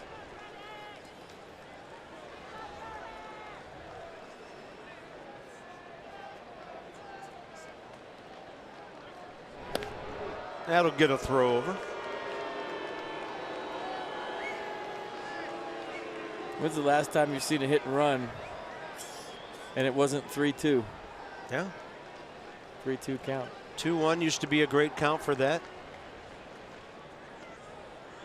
And I know you and I have talked over the years, and you brought it up a long time ago. 0-2 can often be a pitch in the dirt or off-speed count on which you might want to run. It's just not part of the game anymore. It's, you know, the strikeout, the walk, and the homer. Guys are trying to hit the ball in the air now. And, you know, the hit and run, for those of you who don't know, is designed to hit the ball on the ground while the guy's going and find the hole. 0-2, runner holding, so Strasburg did a good job of keeping Perella stationary. And I always thought the hit and run was fun because you knew you were going to swing. It took all the mystery out of it. You look down the third base coach, he puts on the hit and run, and you get in the box and you go, all right, I'm swinging. No matter where this pitch is, like a suicide squeeze, I'm swinging. And I got to get it on the ground. And it took all the mystery and the thought process out of it. I enjoyed that play a lot. A lot of guys would get upset, come back to the dugout, like, oh, he put the hit and run on again. What's he thinking? Taking the bat out of my hands. And a breaking ball, charged by Defoe. That guy way too fast, and Trey did the right thing by not throwing. Freddie Galvis from that side of the batter's box down the line in a hurry, but 2 outs now. I think the only way to turn that is if you tag Jose Perella as he's cruising by you. That'll get it down to the number 8 hitter, Manuel Margot. He hit that ball down the line on which Rendon made the fabulous pickup and throw on the run first time up.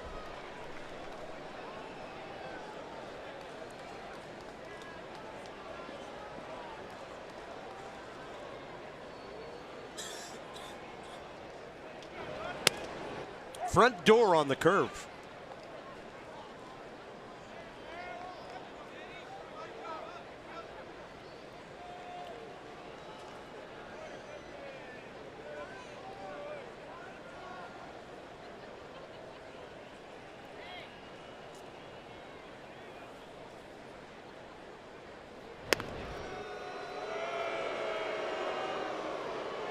Something noise from San Diego and they're booing him? Come on. Jeez.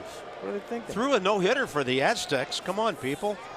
It's because he's thrown over to first. You forget your loyalty to the hometown kid. It's terrible. He idolizes Tony Gwynn. Played for him. 0-1 with 2 outs. I'd boo him for that pitch. Unhittable.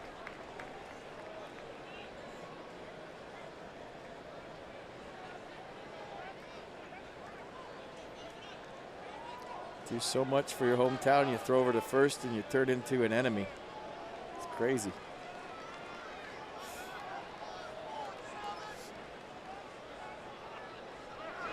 Runner going. This throw's on target. Out at second. The call by Mike DeMuro. Nats running off the field. Matt Wieters guns down, his 4th base runner of the year. And really his 5th if you consider the front end of the 1-6-3 earlier. Things are quiet offensively. 1-1 game, Turner ahead.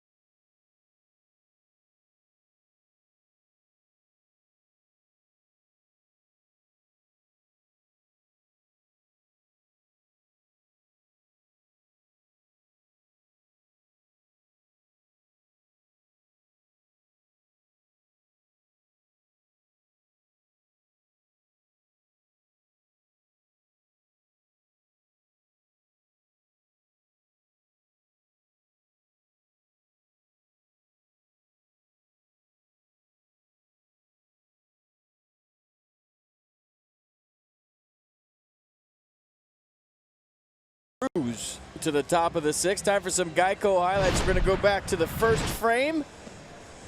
Trey Turner with his 3rd home run. And there's some numbers on it. Ooh, I think I guessed 27 degrees. Close. Can't overbid. It's like the price is right. Geico, 50 minutes could save you 50% or more on car insurance. Visit geico.com to see how much you could save. Small dugout here in San Diego, by the way. I think it's the only thing they didn't do excellent in this park. Both dugouts are super short. Not a lot of room. Trey Turner. Looked like a high slider. One of only 2 Nats hits. Long homer, 396 left center.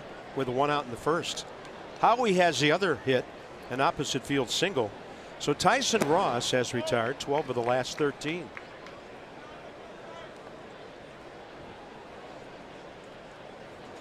Trey led Division I with 55 stolen bases as a freshman at NC State in 2012.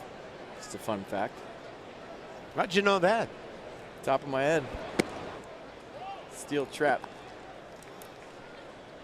Proving you right. See? They must be listening to the broadcast. That's the only thing I can think. Yeah. They're so busted. Everything up to Turner that at bat. Ooh, here comes a stolen base. Yeah. Could be an immediate rally. Trey is 12 for 13. Second in the league. Ciarte 13 steals for the Braves. Told you about the hits. Nothing has changed.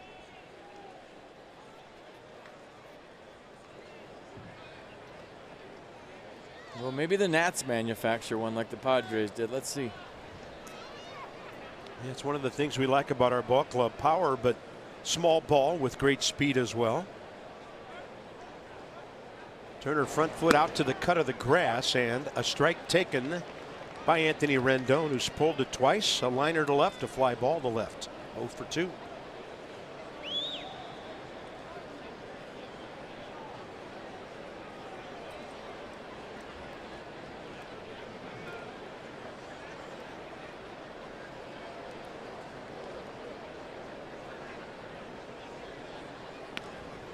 See, he usually gets out to 12. And sometimes when you're in a new ballpark for the first time, you know, those cutouts can be deceiving to you as a base runner. And it's a lot of times that's your reference, where the cut of the grass is. And he's a little shorter, maybe because Tyson has a pretty good move too, and he's quick to the plate.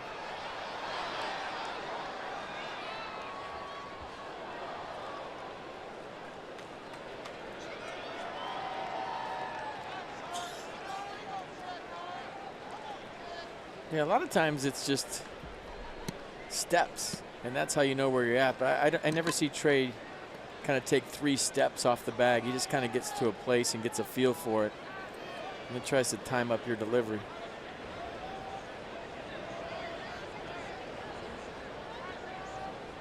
Rendon on 0-2, turns on one, almost left the yard, off the wall, and they're going to send Trey Turner. They overshoot the cutoff man. 2-1 Nats on a missile by Anthony Rendon.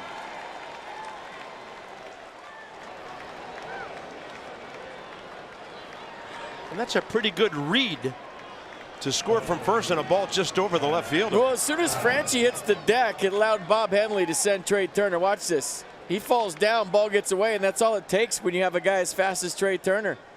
So that would have been second and third, nobody out, but because Franchi hit the brake, slipped on the warning track, the ball scooted away. Trey runs right out of his helmet, kicks it for good measure, and then slides in.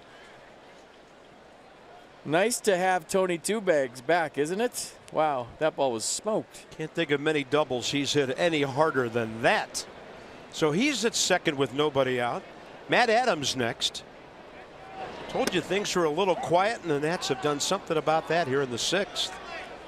109-mile-an-hour double for Anthony Rendon.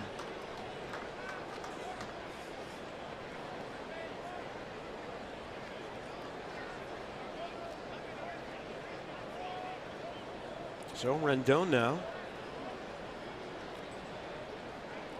3 RBIs in his last 4 at-bats. Galvis trying to keep Anthony near that second base bag. Yeah, I don't think he's going to steal. Tyson's too fast to the plate. I love watching Trey Turner score from first. It's one of my favorite things.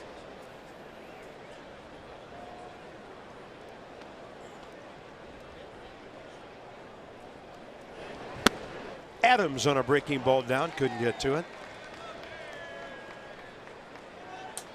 Tyson Ross pitching Matt Adams carefully because he was the MVP of the New England Collegiate Baseball League in 2008.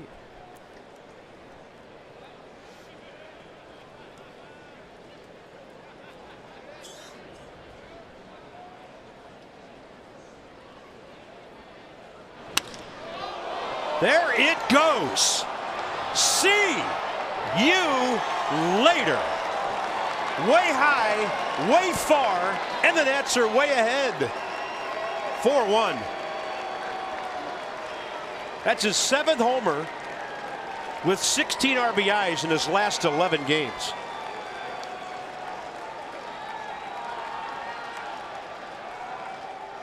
Oh, my bombs. Watch this one go. Hanging slider from Tyson Ross, and Matt Adams crushed it. I'm telling you what, folks, I've seen a lot of left-handed hitters. When he hits them, they stay hit. I mean, the total distance of his 9 home runs this year, I'll put up against Stanton, Judge, anybody. I mean, he hits them far. There's no wall scrapers with the big left-hander. And now Howie Kendrick hammers one to the left field wall. Safe at second. And you know what this is, don't you? This is the third time around the batting order. He got Harper on a rocket last inning, and now the Nats are making it hurt for Tyson Ross, and he's going to get a visit from his pitching coach, Darren Balsley. I mean, there's some missiles flying around right now. There's exit velocity for days. First, Anthony Rendon's double. That was 109. Matt Adams' home run was 104. And Howie Kendrick's double was 108. They would get their license revoked if they were driving. Yeah, and Trey Turner walked, but he was real quick around the bases. Still nobody out. They just called up lefty Matt Strahm today. They have 3 lefties out there. And of course, our old friend Craig Stammen, one of their 5 right-handers.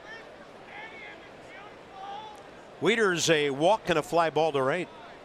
Wants to at least advance that runner. That'll get the job done. Howie Kendrick rounds third. He will score. And this is an outright assault in the top of the 6th. Walk, double, homer, double, single. It's 5-1. Still, the skipper's fired up. There's some missiles flying around. My goodness. 104 on the single from Matt Wieters. I mean, it's happening quick, too. Tyson Ross is against the ropes right now. He was doing a nice job, and all of a sudden, third time around, boom, boom, boom. And just like that, it's 5-1.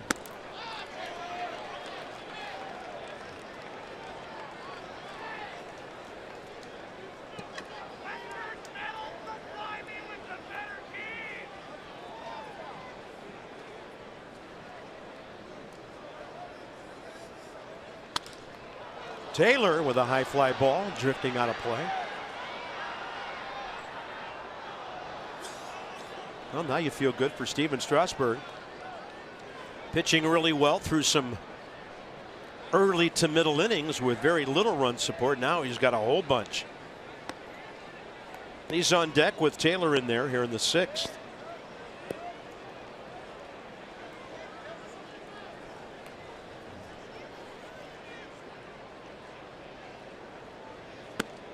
Fastball for a strike, well placed, and Michael A is gone. 1 out. Nissan the pitch cast. And pitching Michael out there all day.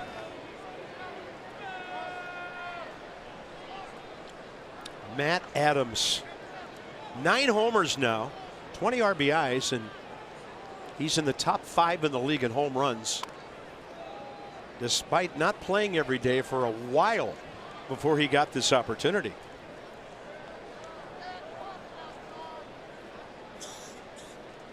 I mean, I'd be interested to know the 9 longest home runs from whomever versus his 9. Yeah. And put up the total feet. That's a great call on that one. The one he hit in Cincinnati's still going. That one was ridiculous. He broke the stadium yesterday. He hit a few into the upper tank at Nats Park. I think tomorrow we'll be able to get that for you, because I know you won't be able to sleep tonight till you get it.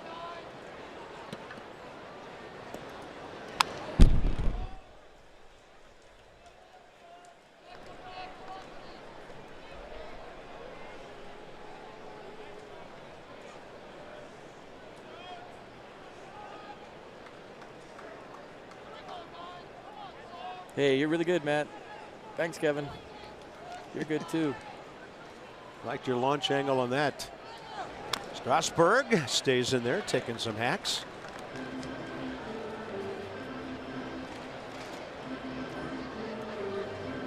Whew. Arrest those men.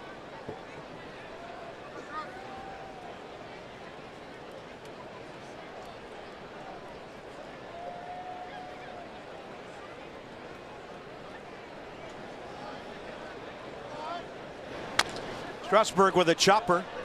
Wieters to second. They'll throw out our pitcher, and Steven will get a breather here. And Wilmer Defoe will bat with a runner in scoring position. 2 outs. All right, May 20th, Nationals and Harris Teeter teaming up for Kids Superhero Cape Giveaway. Yeah, pull that promo out, Screech. Attaboy. The first 10,000 kids ages 12 and under receive a superhero cape. Plus, you'll be able to take flight around the bases after the game with your cape on. Or not. Visit nationals.com.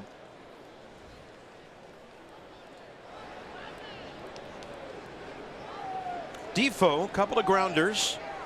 9-game hitting streak on the line tonight.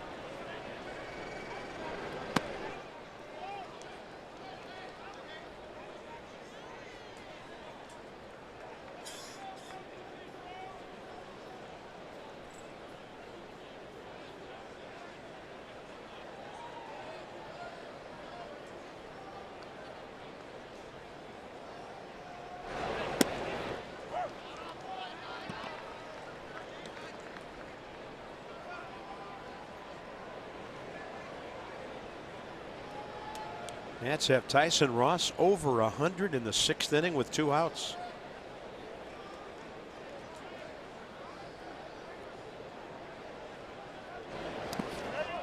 And Defoe couldn't lay off.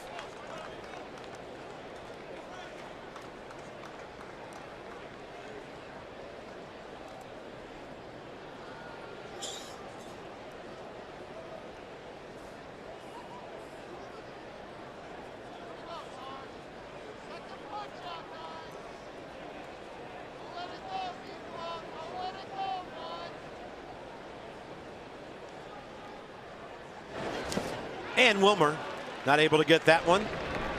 Lopez throws him out. Right now it's the calm after the storm. Turner walked. Rendon double, and Matt Adams just crushed one out of here. Then the Nats got another from Kendrick and Wieters. It's 5-1.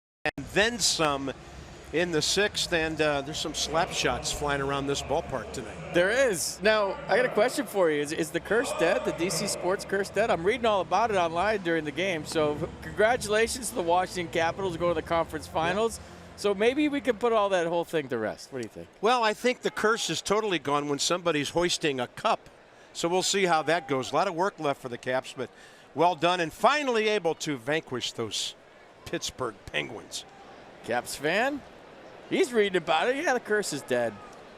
That's what I'm talking about. Yeah, don't stop now, though, right? One day closer to the parade.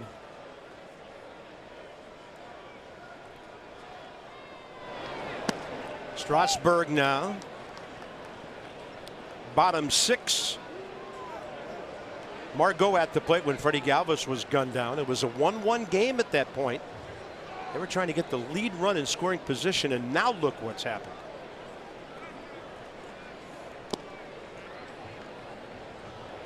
Their only left-handed bat on the bench tonight is Carlos Asuaje. So Tyson Ross will be done after 6. Hit extremely hard third time around the batting order.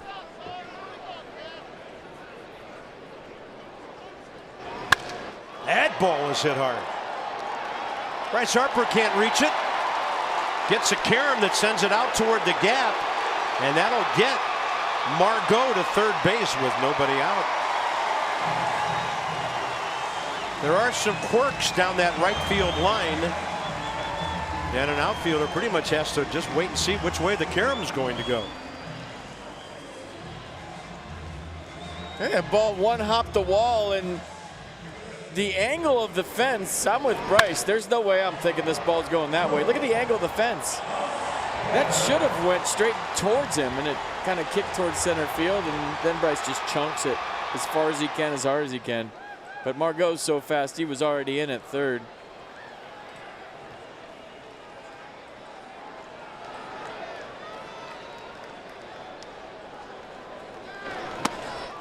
Swing and a miss. Carlos Asuaje, who has never faced Steven Strasburg before. 26-year-old infielder from Venezuela. Another young man that was part of the Craig Kimbrell deal.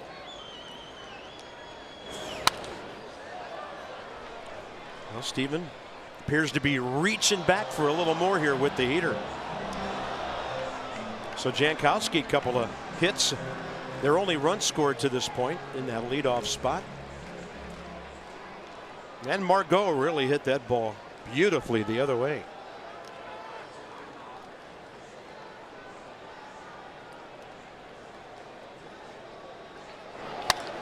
Fastball up, and it's hit out to left center. Looks to be plenty deep. Taylor's going to unleash one. Great throw. No chance.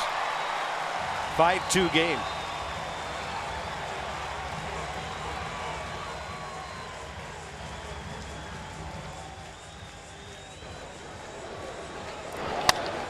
Just enough. I'll tell you what. I mean, even though both runners were safe, I like to watch the Nats outfielders throw. Look at this. That was from deep center field, one hop. Made it way closer than 99% of center fielders would have not even thrown that one, and Michael A. made it close. Top of the order, here's Jankowski, who's been great tonight for them. Going to roll one over to Howie Kendrick. So he gave up the triple, and then Strasburg gets a couple of quick outs.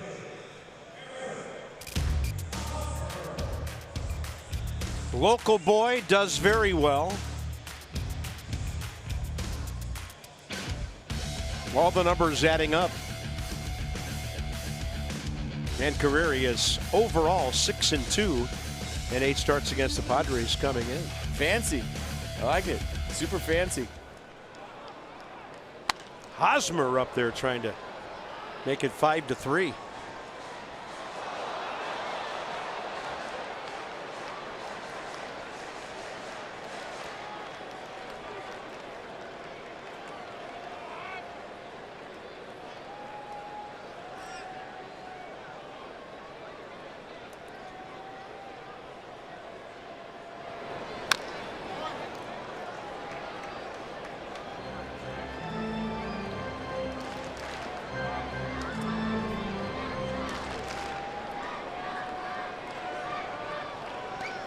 So Hosmer, a couple of ground balls on the ground to the right side.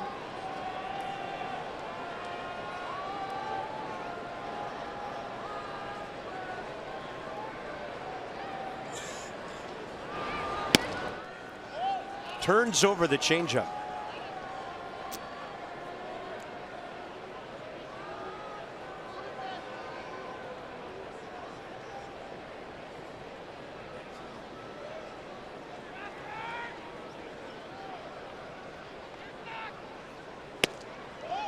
Close.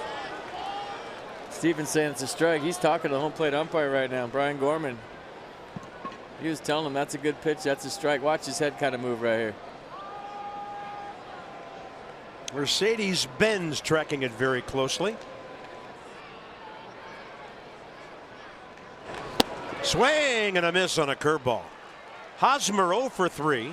Padres pick up a quick run, but now we're in the late innings, and Steven Strasburg will be into the 7th for the 4th time this year.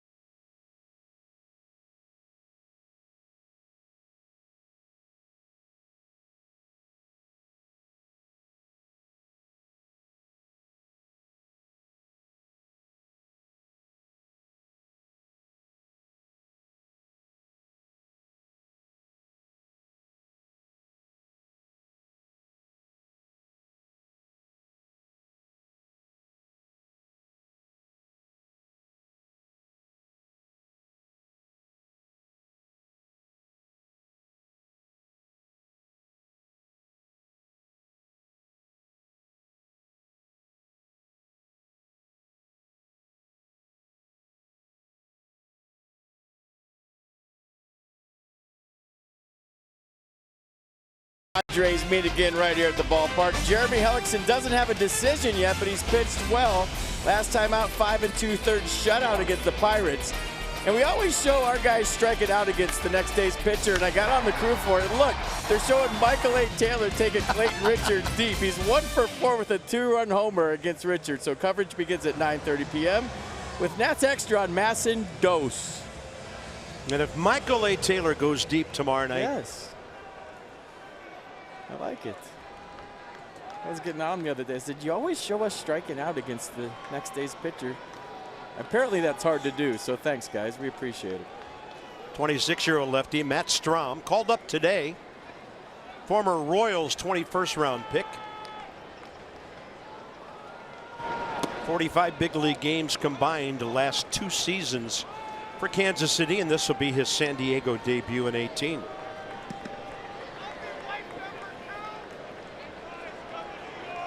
Bryce 0 for 3, and all the Nats will be facing him for the first time. Only one who has not active at the moment, Adam Eaton. Tough 0 for 3 too. He's hit the ball right on the nose the last 2 at-bats. Freddie Galvis going to cruise over a little further.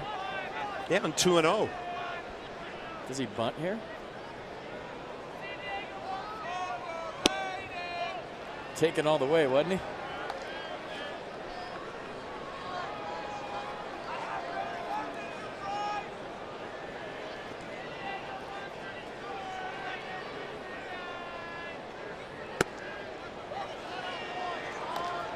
Five to 2 ball game. Bunt's not the worst idea here. I wonder if he's thinking just, I'm going to go the other way on this lefty slinger. Yeah, and a ground ball's a double. Bryce will take the walk, only the second since he's been batting leadoff. He had 0 interest in swinging there, didn't he? He was taking that whole time. So the Nats received their 4th walk of the night.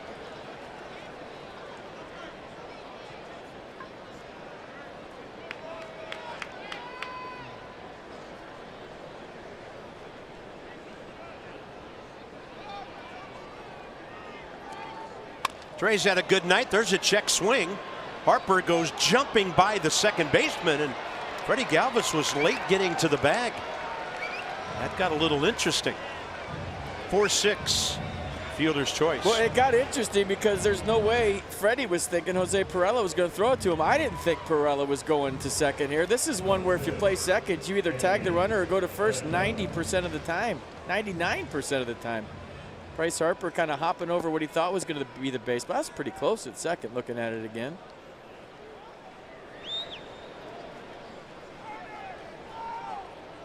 It's a good trade of runners for the Nats. Not that Bryce is slow, but Trey is just the fastest guy in the league, or one of them. A lot of hitting room right side. Anthony Rendon just roasted one off the left field wall last time. A low screamer that almost got out of here. That wall's only about 6 feet high out there in left field. That got the party really going when he drove in Turner, and then Adams hit one out of sight right after that. Couldn't check that time. 0-2. Couldn't? Whew. I'm not supposed to comment on those because I made a pact that I wouldn't to myself. We made a deal, myself and I. But he didn't go right there. Maybe a called strike. Got to be hacking, and he does. Rendon, another one to the left field wall. Trey Turner screaming around the bases. Bob Henley holds it. Back-to-back 2 baggers for Anthony Rendon.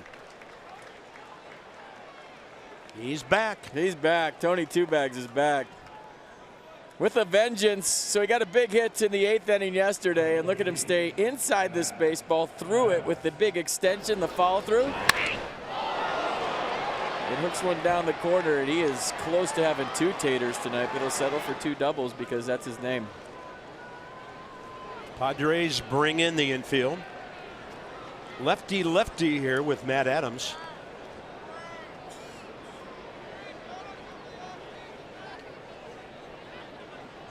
Padres just got a run, so it's still a 3-run game. Those are important markers out there on second and third.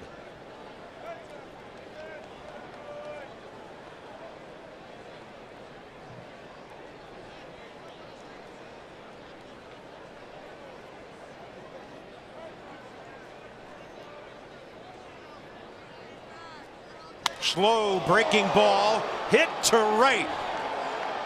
See you later again.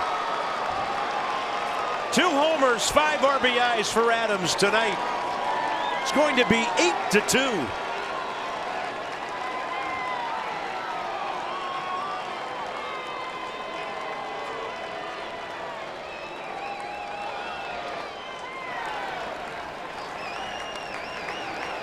We are hearing lots of Nats fans celebrating what just happened. Do it, Matt Adams.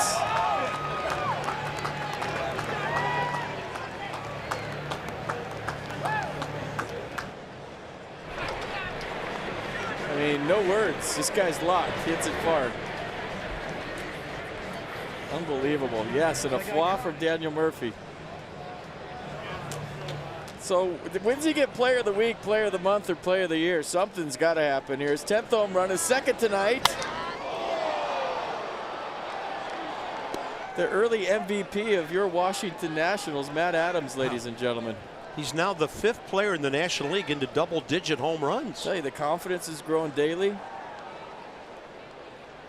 He loves playing here. Dan talked to him in his locker today. He's got some good stuff on what Matt Adams is feeling this year. By the way, his first 2 career homers against San Diego pitching. Hasn't faced him that much over the years, but he's doubled his RBI total against San Diego, now has 10. Howie's 2 for 3. Fastball up and in.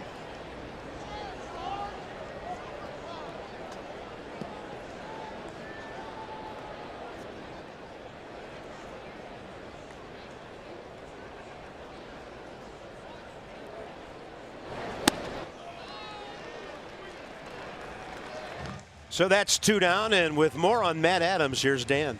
Bob, talking with Matt Adams, as FP just said, he's been working with Director of Mental Conditioning Mark Campbell this year and feels that work has made a very real impact on how he's playing on the field. He said the big thing for him is just accepting some of the stuff that he was mentally carrying around with him, both baseball related and not. And now that he's taken ownership of that stuff, so to speak, he's really moved on from that. He says Campbell and him have come up with a routine that really works and has helped him both on the field and off of it. He feels like a better player and a better person, and so he really thinks he's in store for a big year.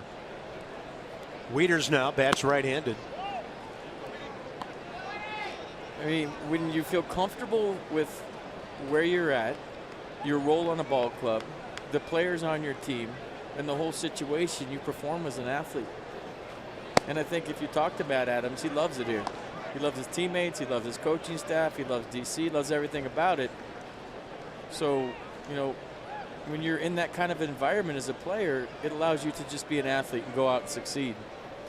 You don't have any ulterior distractions, so to speak. You know, you're just happy. And when you're happy, you play well. And when you hit home runs, you're happy. When you hit far ones, you're happy. And the whole world's happy with you. Wieters a swing and a miss. I think the biggest thing right there, it's off a lefty.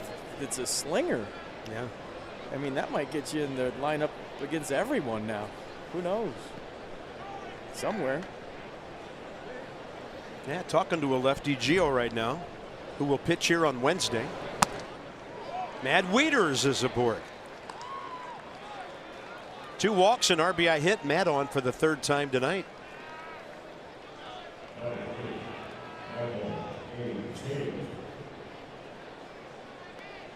The boys are having fun. It's good to see.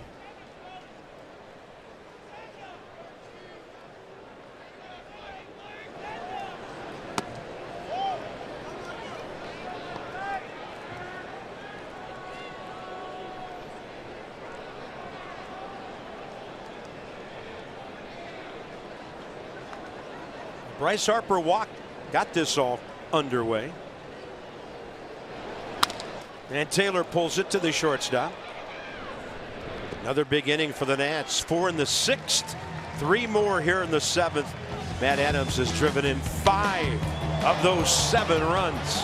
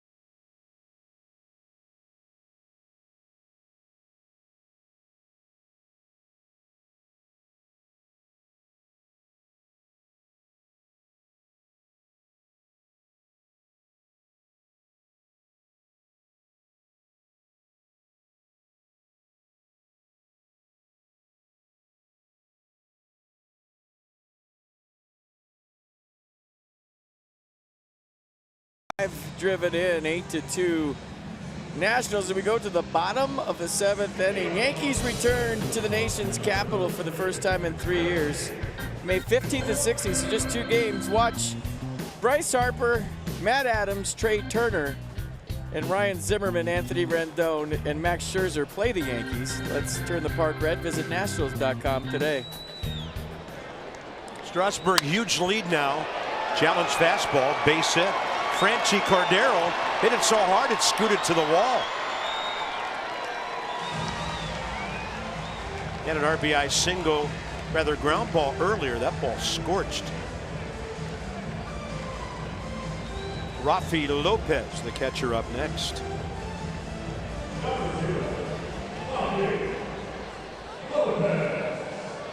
Steven has scattered, as they say, 5 hits in 6+.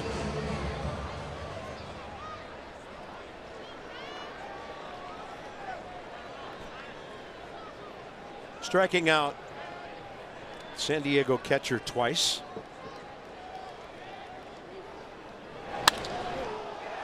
They're up there hacking, and a fly ball for Howie Kendrick if there's room. There is, 1 out.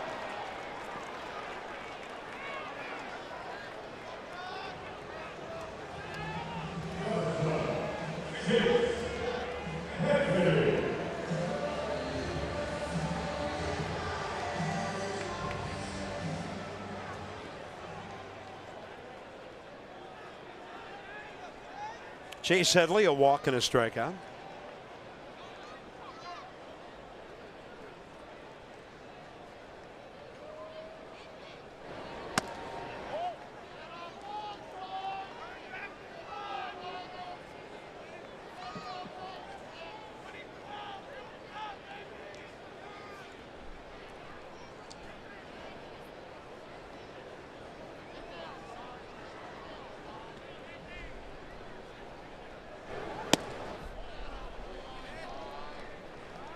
Number 93 coming. Threw 104 his last start.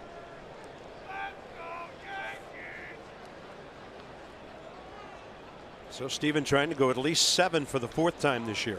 His longest outing, 8 against the Braves. This is the best scenario for him. First day into your hometown pitch. Hopefully hold on for a win here and then enjoy your hometown. Yeah, chill with the family for a couple days. Sweet. If you're pitching the 2nd or 3rd game, you have to kind of dictate your schedule around that. Obviously, he'll get his work in tomorrow, but I mean, the only other better thing would be if he didn't pitch at all in the series, but I think it's good that everybody from West Hills High and San Diego State gets to see him pitch. And his family.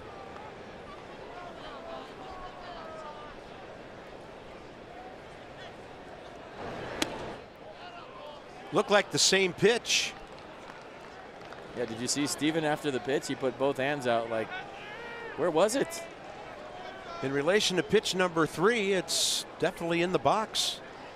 Nissan pitch cats loved it. But we're not ready to go to robotic boxes yet for strikes.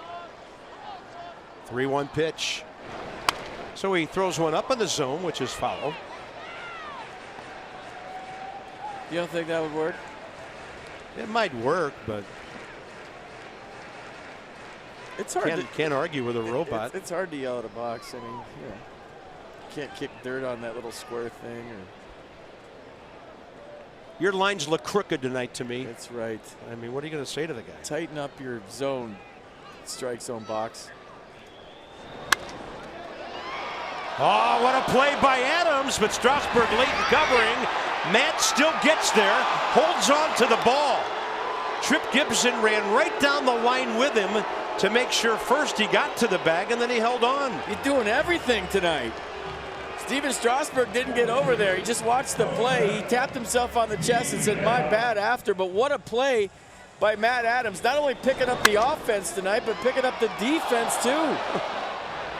I just hoping he didn't get hurt jamming his leg into the bag there. They can't afford to lose the hottest hitter in baseball, but what a play by Matt Adams. I did not have that in the preseason scouting report. I mean, he's just playing hard. Playing out of his mind. Who's better than Matt Adams right now? You know, he's going to have another at bat in this game. Yeah, that looked like it could have been ugly. Thank goodness he's okay, and he's still smiling. Runner to third, 2 outs for Jose Perella.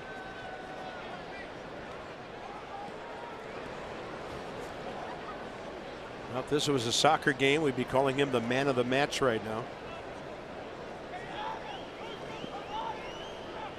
This soccer game be a record because there's 8 goals scored. It's probably never happened. Oh, no.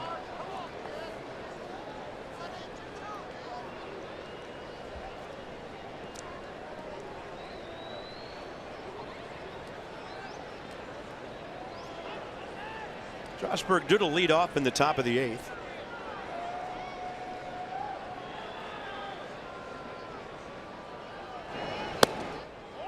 I mean, we're starting to see why the Braves, who are a very intelligent organization and kind of have a plan going, moved Freddie Freeman to third base, who's arguably one of the best players in the National League.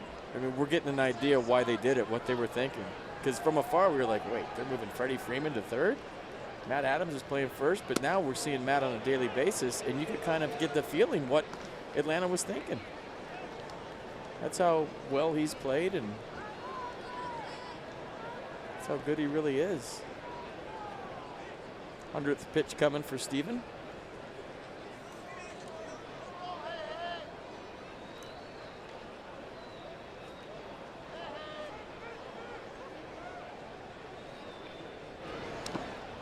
Nasty action, and Matt Wieters keeps it close.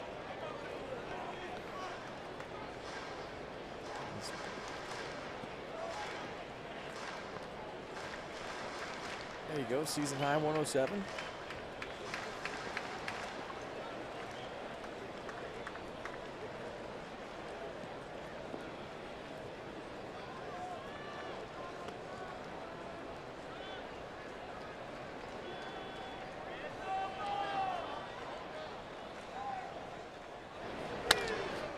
That is a base hit, and the Padres have 4 on the board tonight. Pardon me, 3. And the Nats lead is 5. Perella, RBI number 12 on the year. Looked like Chip Hale might have been talking to the bullpen right there as Derek Lilliquist comes out to give Steven Strasburg a little breather. That's all this is about.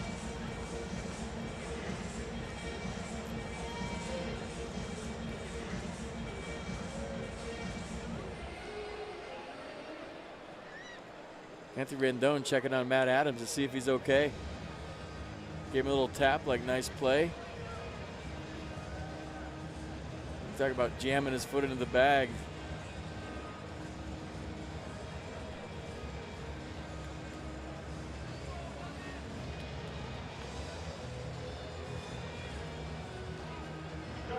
Hitter will be Freddie Galvis, who's popped up to third and grounded back to the pitcher.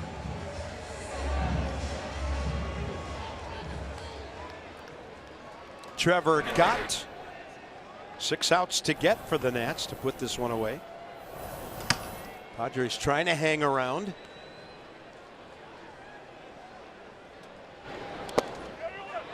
That's a swing and a miss on a check swing, and down to second, Perella.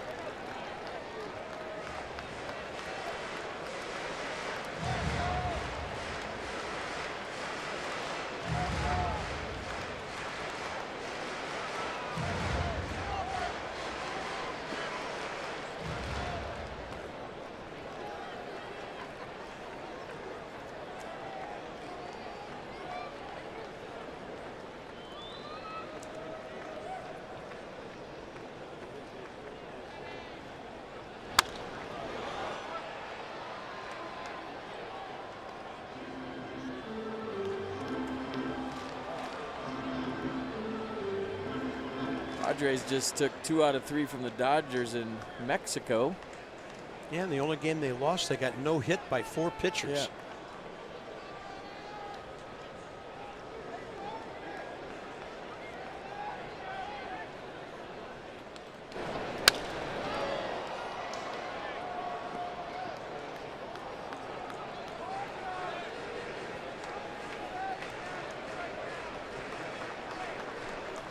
Man, this division's getting crazy. The Nats hold on tonight. They're a game and a half back.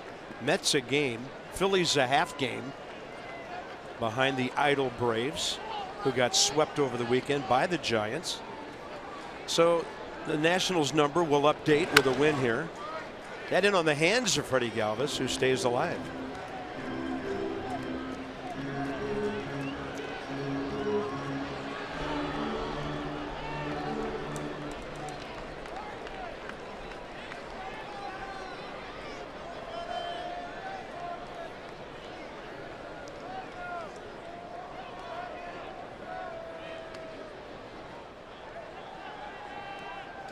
Oh, 2 again. Yeah, Weeder just put his mitt up there and said, give me the high heat, and Freddie Galvis being quite a pest here.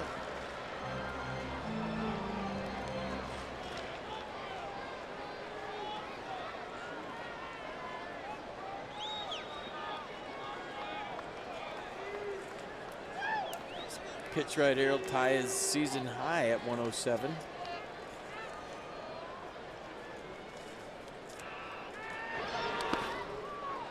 And Wieters just goes backstop.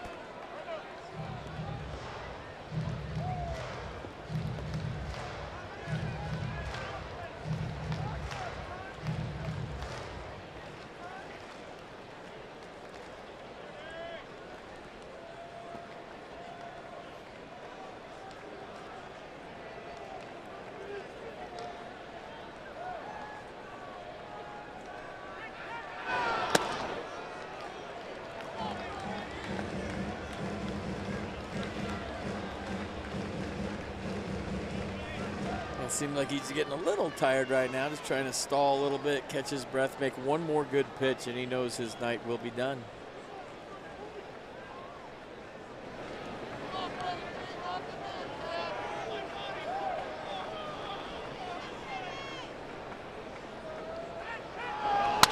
Galvis finally hits one fair. Trey Turner knows he has to be quick. That's it for the Padres. First time tonight they put hits together in an inning. Matt Adams saved this from maybe being a 2 or 3 run inning. To the 8th we go.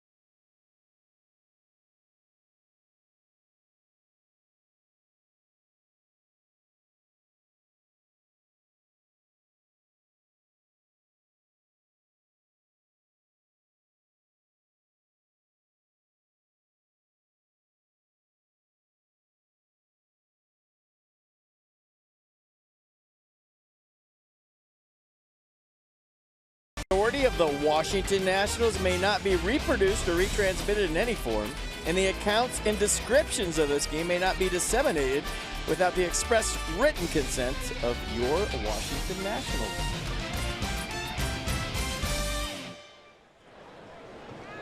Beautiful night. 65 at game time. Moises Sierra bats for Steven Strasburg. Top of the 8th underway, and lefty Matt Strom trying to ease some of the burden of their bullpen by going out for another inning after he just gave up 3 runs.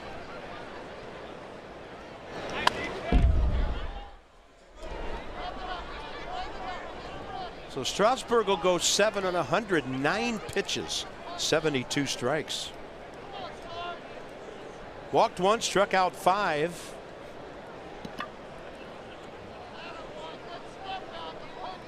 And he ended up with 11 ground ball outs.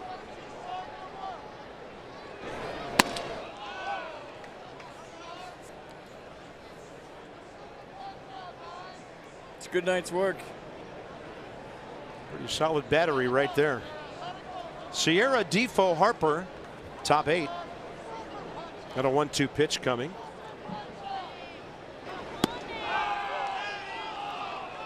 He turned his back on him. He thought it was strike 3. Did you see that?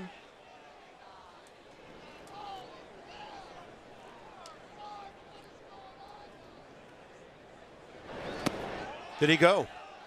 They'll appeal it. Trip Gibson says no. Turned his back on him again. Thought it was strike 3.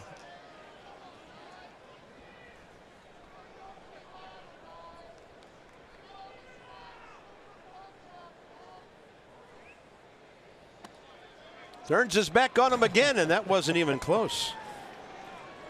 That's Strom's 3rd walk already.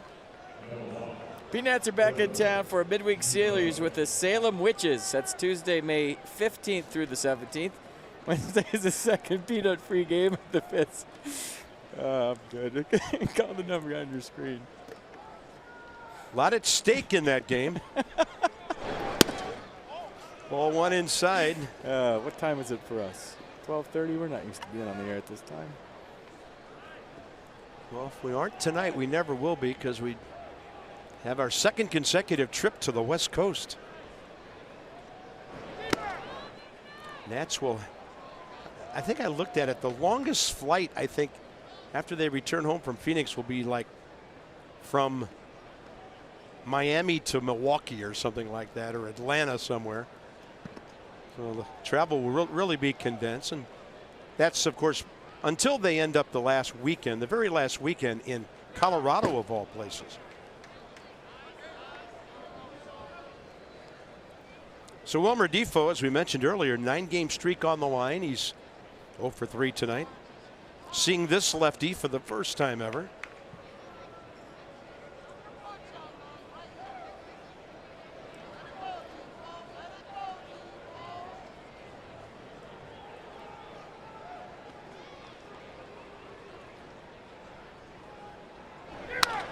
Hits it hard, but right at Chase Headley. They're going to go around the horn for a 5-4-3. 2 down.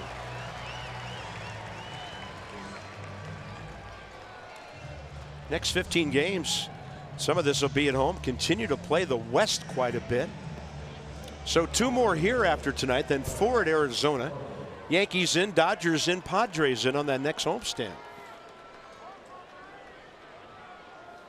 So we will go to the West Coast twice before we go to Philadelphia sometime in June. And we're okay with that.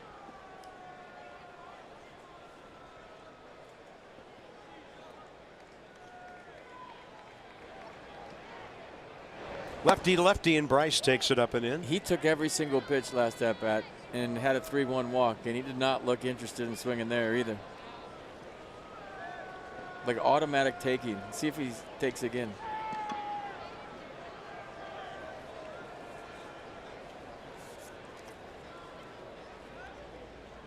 Take it all the way.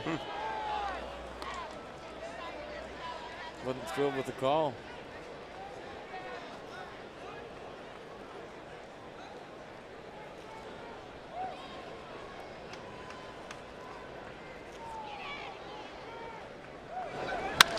He was ready for that one.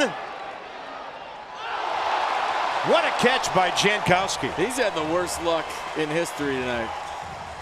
Bryce Harper has barreled up 3 balls, and Jankowski takes a double or a triple away here. Thought he had him, and Jankowski went up against the wall. Another great play to rob Bryce Harper. That's 3 times tonight.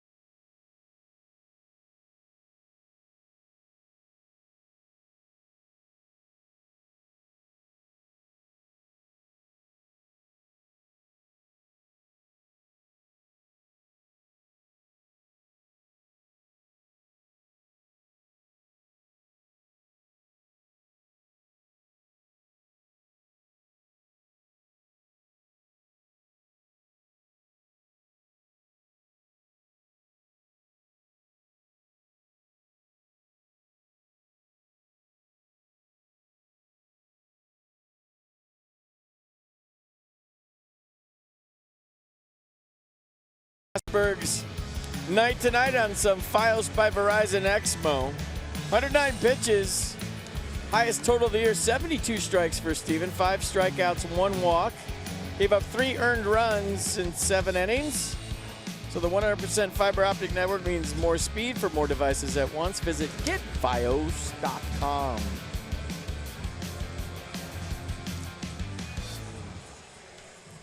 You see the game summary. Kind of a blue-collar night for Steven when you think about it, right?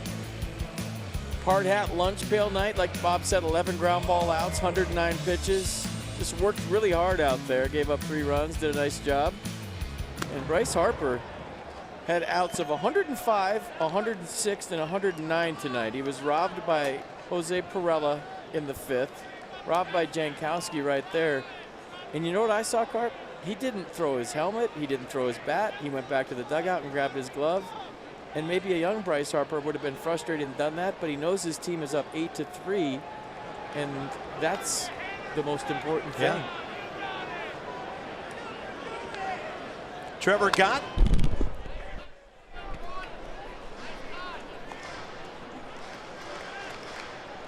Hit hard last time out on Friday. 3 hits, 3 runs, couple of homers in a third of an inning. Nats were way ahead of the Phillies at the time. It was 7-0, and Suero, Madsen, and Kinsler took care of the rest of the evening in that rain-delayed game. Manuel Margot, a triple going the other way last time up.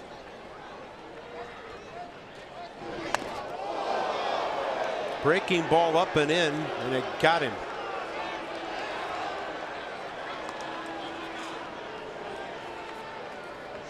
Chip Hale on the horn to see if it hit him. I heard a sound. But I hear lots of sounds all the time, so let's see if he did hit him. Yeah, a little ricochet off the elbow.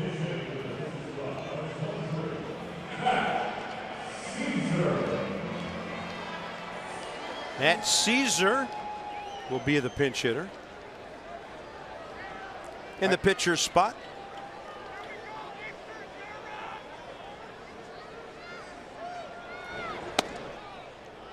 I mean, the reason I brought that up, Carp, is as a young player, you know, you start thinking about you're getting robbed, I'm having a tough night, but he's mature now. And he knows that he's barreling up the baseball. He can't control it once it leaves his bat, and it's all about winning. And maybe a 19-year-old Bryce Harper lines out 3 times and throws his helmet and his bat because, you know, he's young. And I remember one time we were ahead and I snapped in the dugout, and Felipe Alou ripped me a new one because he said, it's about winning. It's not about you getting your hits, and don't wake up the other team. So if you're beating a team by 5 runs and you do throw a fit, they remember that, and it kind of wakes them up. So all the stuff tonight, he's had a rough night, but he's had a good night because he's done his part, hit the ball hard. Trevor Gott really scuffling with his command. He's gone 3-0 here. The last thing the Nats need is for bullpen guys who are not the back of the bullpen guys to start walking people and maybe make one of those 3 pitch in this game. I mean, it's the big leagues. You got to come in throwing strikes. The bottom line. I mean, you're up by 5 runs. You got to pound the strike zone, and if you do get hit hard, at least you're pounding the strike zone. He doesn't want to walk guys, but you can't throw balls out of a bullpen in the big leagues and stay in the big leagues. Top of the order, Travis Jankowski will be next. He's had a big night, 2 for 3, a steal, a run, and a steal of a different kind. The last out, top of this inning.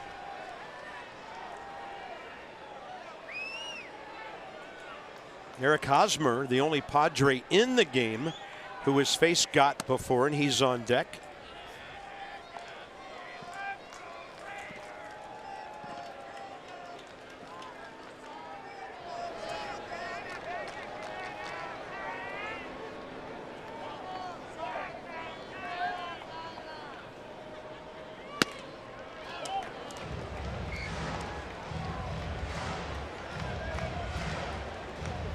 So Ryan Madsen has had to get up now.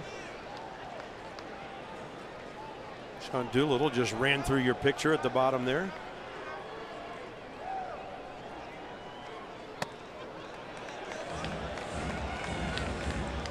Weeder's telling him to keep his front side closed. He's flying open. You saw that little tuck when he threw the ball back.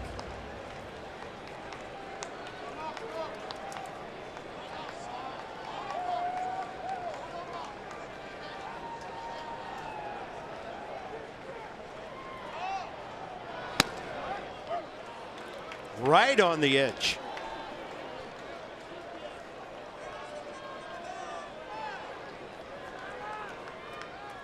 Looks like a 4-pitch walk, doesn't it?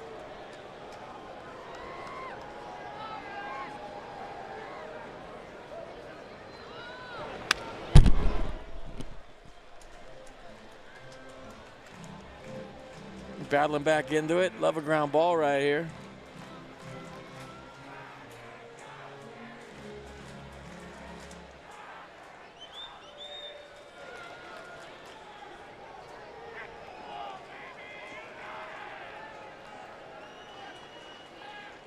Eight-3 game, bottom of the 8th. And that is right in there. 96 with a run, 1 out. A nice comeback right there. 2-0 to his strikeouts. Ran it back perfectly to a guy who's been a tough out tonight. So maybe Matt Weeder's kind of locking him in with that front shoulder thing. Kept it close there and got a big first out here in the 8th. Nicely done. Hosmer's faced him once, a base on balls. Nats have kept the Padres' best hitter scoreless tonight, and there's a breaking ball in there. Will Myers on the DL with a nerve problem in his right arm. Hunter Renfroe, who can slug, has right elbow inflammation. So they're missing a couple of guys from the lineup. They've managed 3 runs on 6 hits.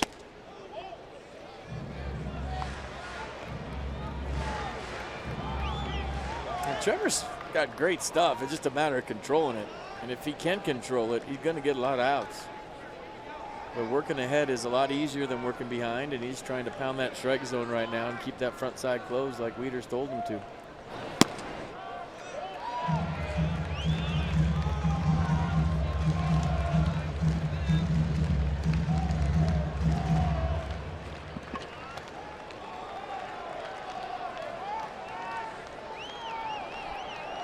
Hosmer ahead in the count. You know what he's thinking.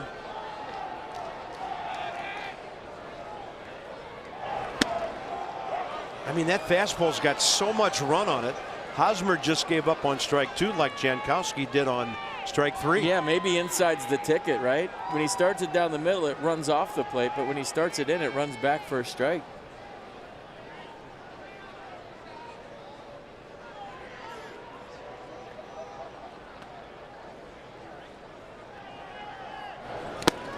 Then he throws a nasty hook. Started that where the fastball did. Foul tip. Weeder's held on, 2 down.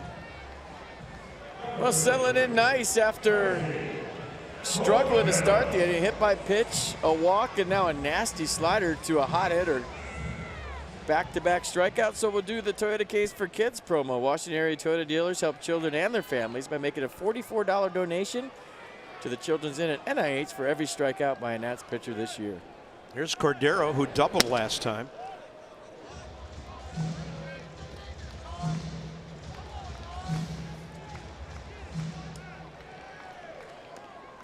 First base Caesar, second base Margot.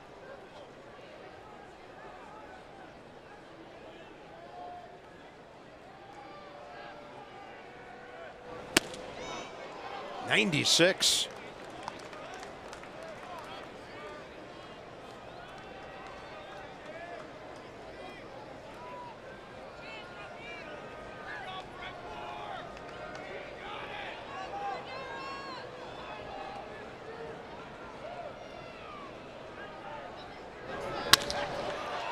Turner to his left, flips it. Defoe out, inning over. Padres will certainly have a look. Andy Green had his right hand up, so the Nats will tentatively leave the field. Outstanding up the middle by Trey Turner.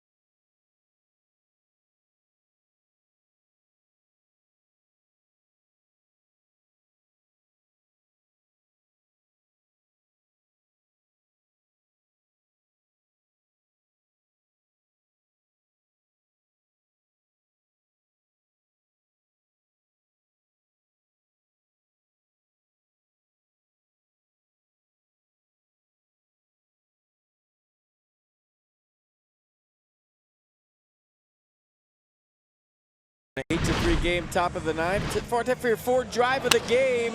Their drives of the game. There's the first Matt Adams tater. And there's the second Matt Adams tater. Nice catch by the Padres fans. Hurry to your local Ford dealers for great savings on cars, trucks, SUVs, and Matt Adams taters. 10 home runs in his last 7 games. Is that good?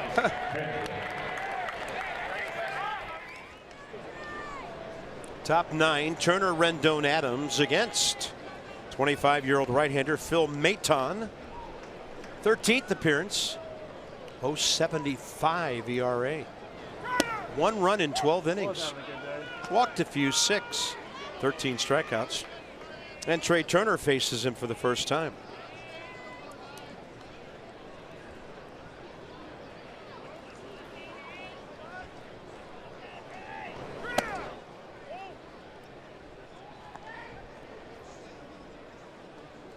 Phil has a fastball slider, 2 pitches. Fastball average is 91, 61% of the time. That's a backup breaking ball, and it got Turner on the way by. Trey on for the 3rd time tonight.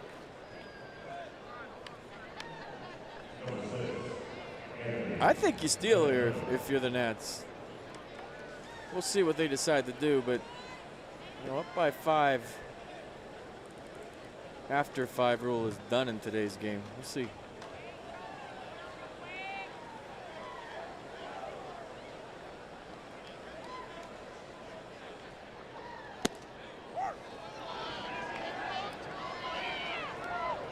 What a night Tony Two Bags has had. 2 for 4, 2 doubles, scored a couple of runs. Lined out to left his first time up. Yeah, 2 bags squared, and he squared them both up. Good take on the breaking ball.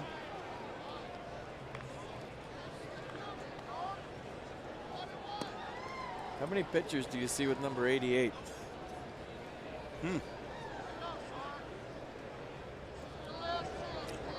Yeah. Throwing to a catcher who wears number 0. Yeah, he's trying to go here. The only 88 I can remember in baseball is Rene Gonzalez with the Orioles.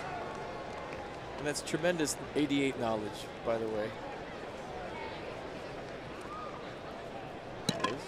Looks weird, doesn't it?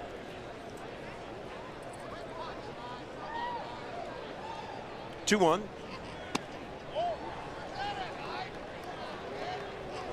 Anthony's seeing the ball really well.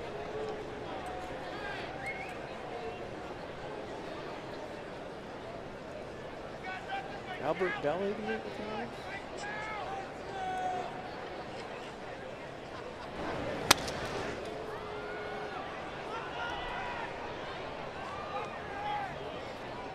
Yes, he was.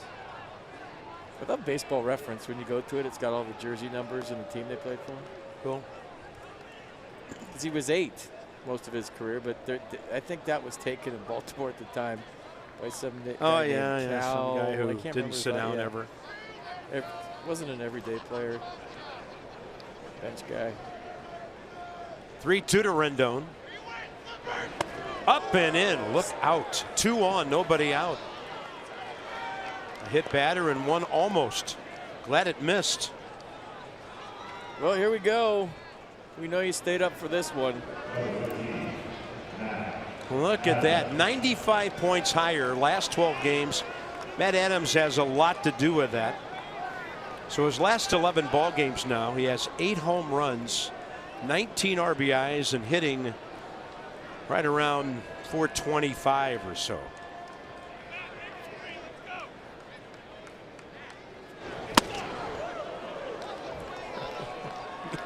His at-bats are must-see TV right now.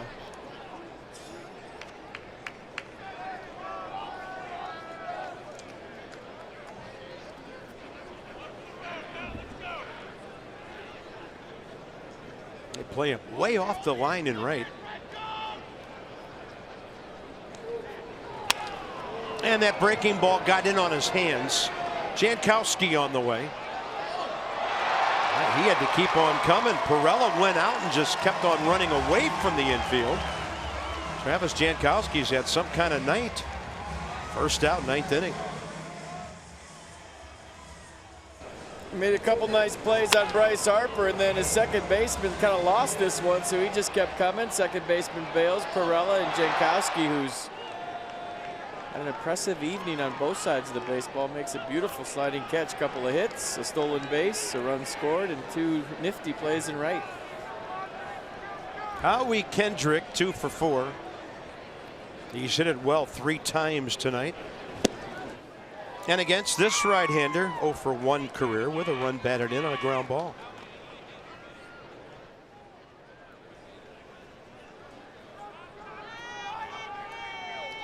It's funny how certain guys in the team get hot.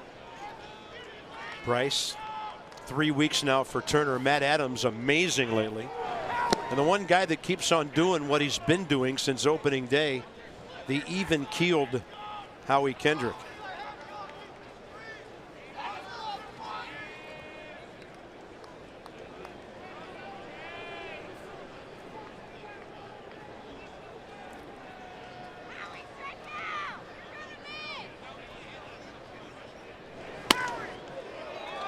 He could easily have 3 hits tonight. He had a line drive to second his first time up. Single, double.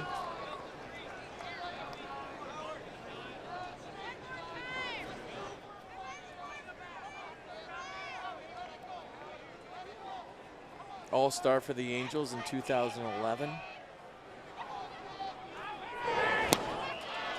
I saw that and I knew you were going to do it. 2 outs.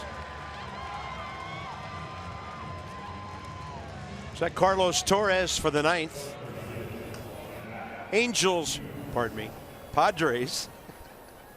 I thought it was Holy Week again. We'll have Lopez, Headley, and Perella due up. Yeah, you're close. Pretty sure that's the next step for a Padres and Angel.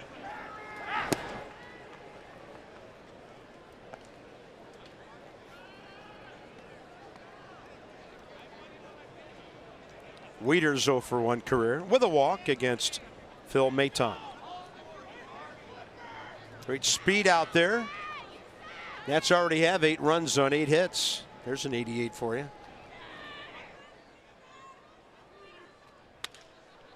Fair ball. Backhand Hosmer. How smooth is that guy? All right, it's Torres trying to nail down the first game of the road trip on the W side of the ledger.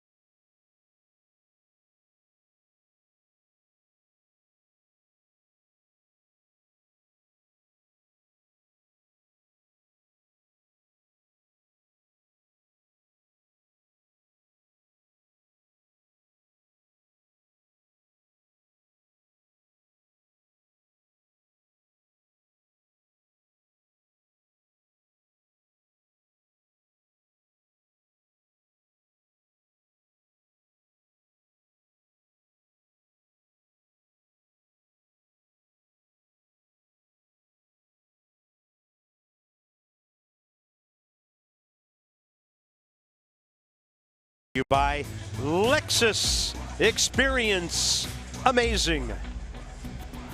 Trying to get to as many restaurants and clubs as they can before the gas lamp district closes down. I don't think that'll happen anytime soon. Fantastic area downtown San Diego, and here we go, bottom 9. All right, follow our guys on Instagram out west. Check out FP Santangelo 7, that's me.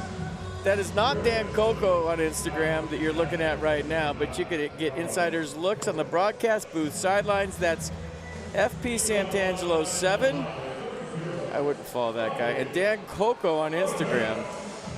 So, self-promotion at 1 in the morning. I guess it's better than nothing. Thanks. We slot certain things in at certain times to keep the audience engaged. Thanks for saving that one to 1 a.m. I'll probably get another 1 follower. Right. No, thanks. Fastball up from Carlos Torres. Rafi Lopez facing him for the first time.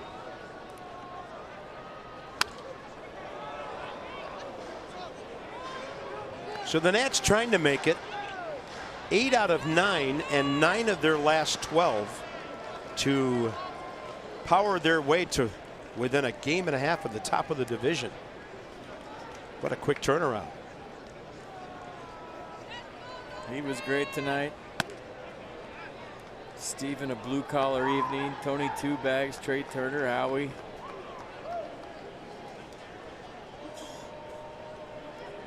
Trevor Gott did a nice job after a shaky start of coming back and get some outs. 3-1. Howie can hit. Pretty simple.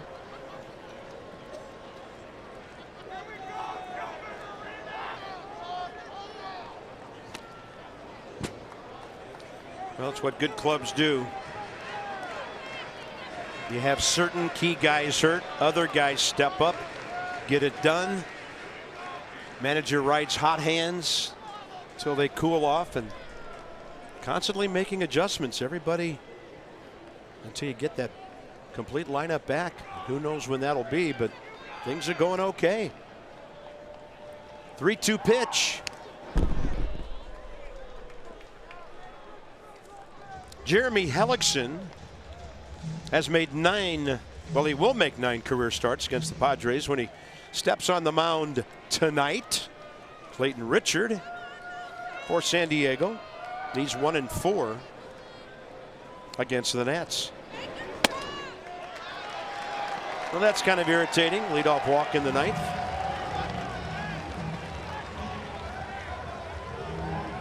Chase Headley is next, and he's 0 for 4 against Torres.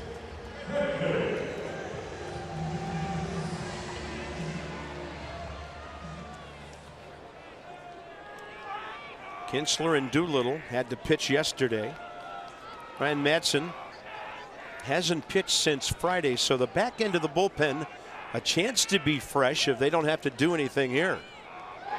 Runner going, and the Nats will just concede second base.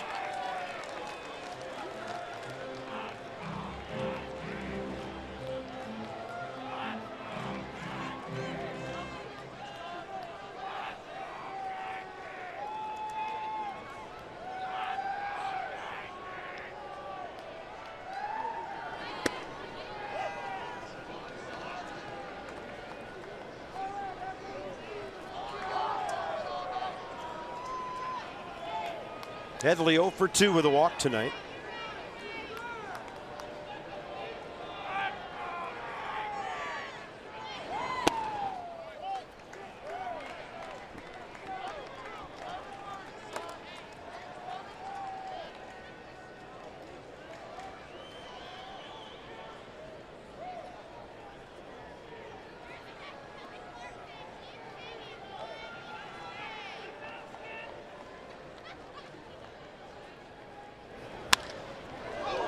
Look out, Skip Schumacher. Just recently retired and now a Padres first base coach.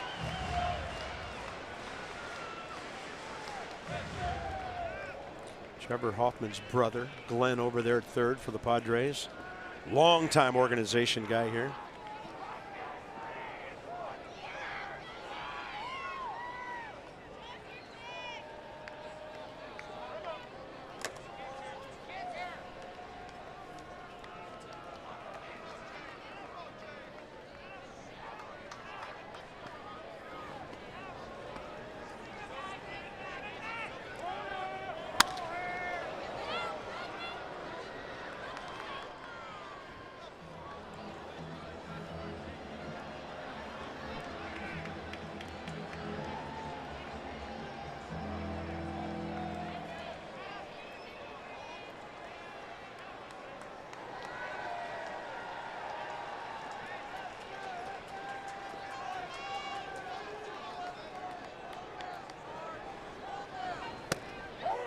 Strike call. Headley can't believe it. Probably won't be too thrilled when he sees that replay. Check out the pitch cast. Right down the middle. Not even close. Jose Perella next. He's 2 for 3.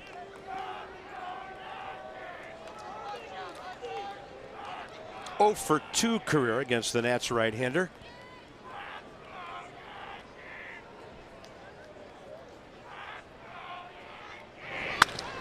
Fastball up right through the pitcher and into center field. Lopez held at third by Glenn Hoffman. So they have runners at the corners with 1 out. 3 hits in a row for Perella, who's on base for the 12th time in his last 13 games.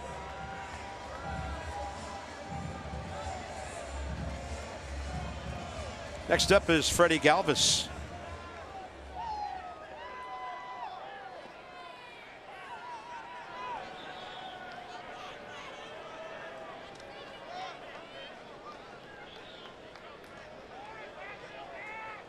Runner goes to second, swing and a miss.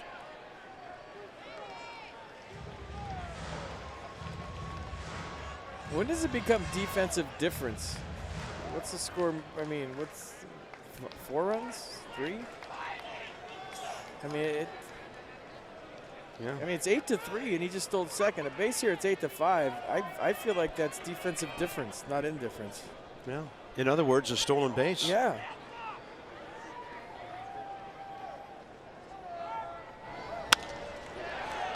One hopper over to Adams. A run will score, and it's now 8-4.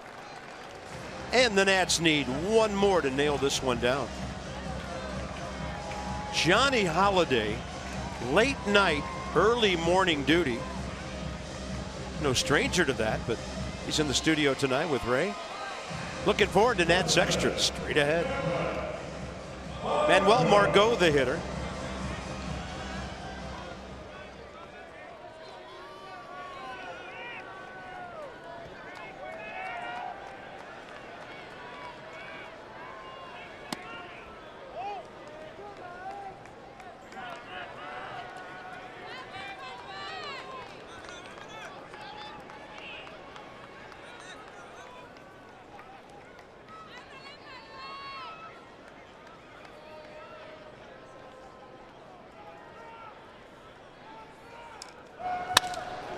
Up the middle. Yeah. Now it's 8-5. And one of their better hitters who had the night off is stepping in. Infielder Christian Villanueva, who's hit 9 home runs and driven in 20. Sean Doolittle getting hot. I mean, it's something Dave Martinez did not want to do in an 8-3 game, get his closer up. He was hoping that, hey, you come in, get me some outs, and we shake hands, and now he's got to get his closer up. And even if he doesn't come into this game, he had to get his closer up. Might loom large down the road. Yeah. I mean, it's a safe situation right now with a tying run in the on-deck circle. And there's another guy going down to second base.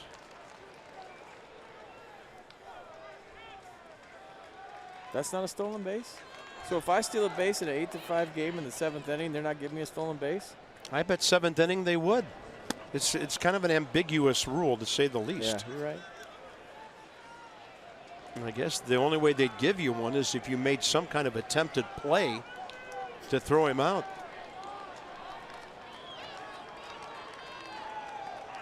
Villanueva against Torres for the first time.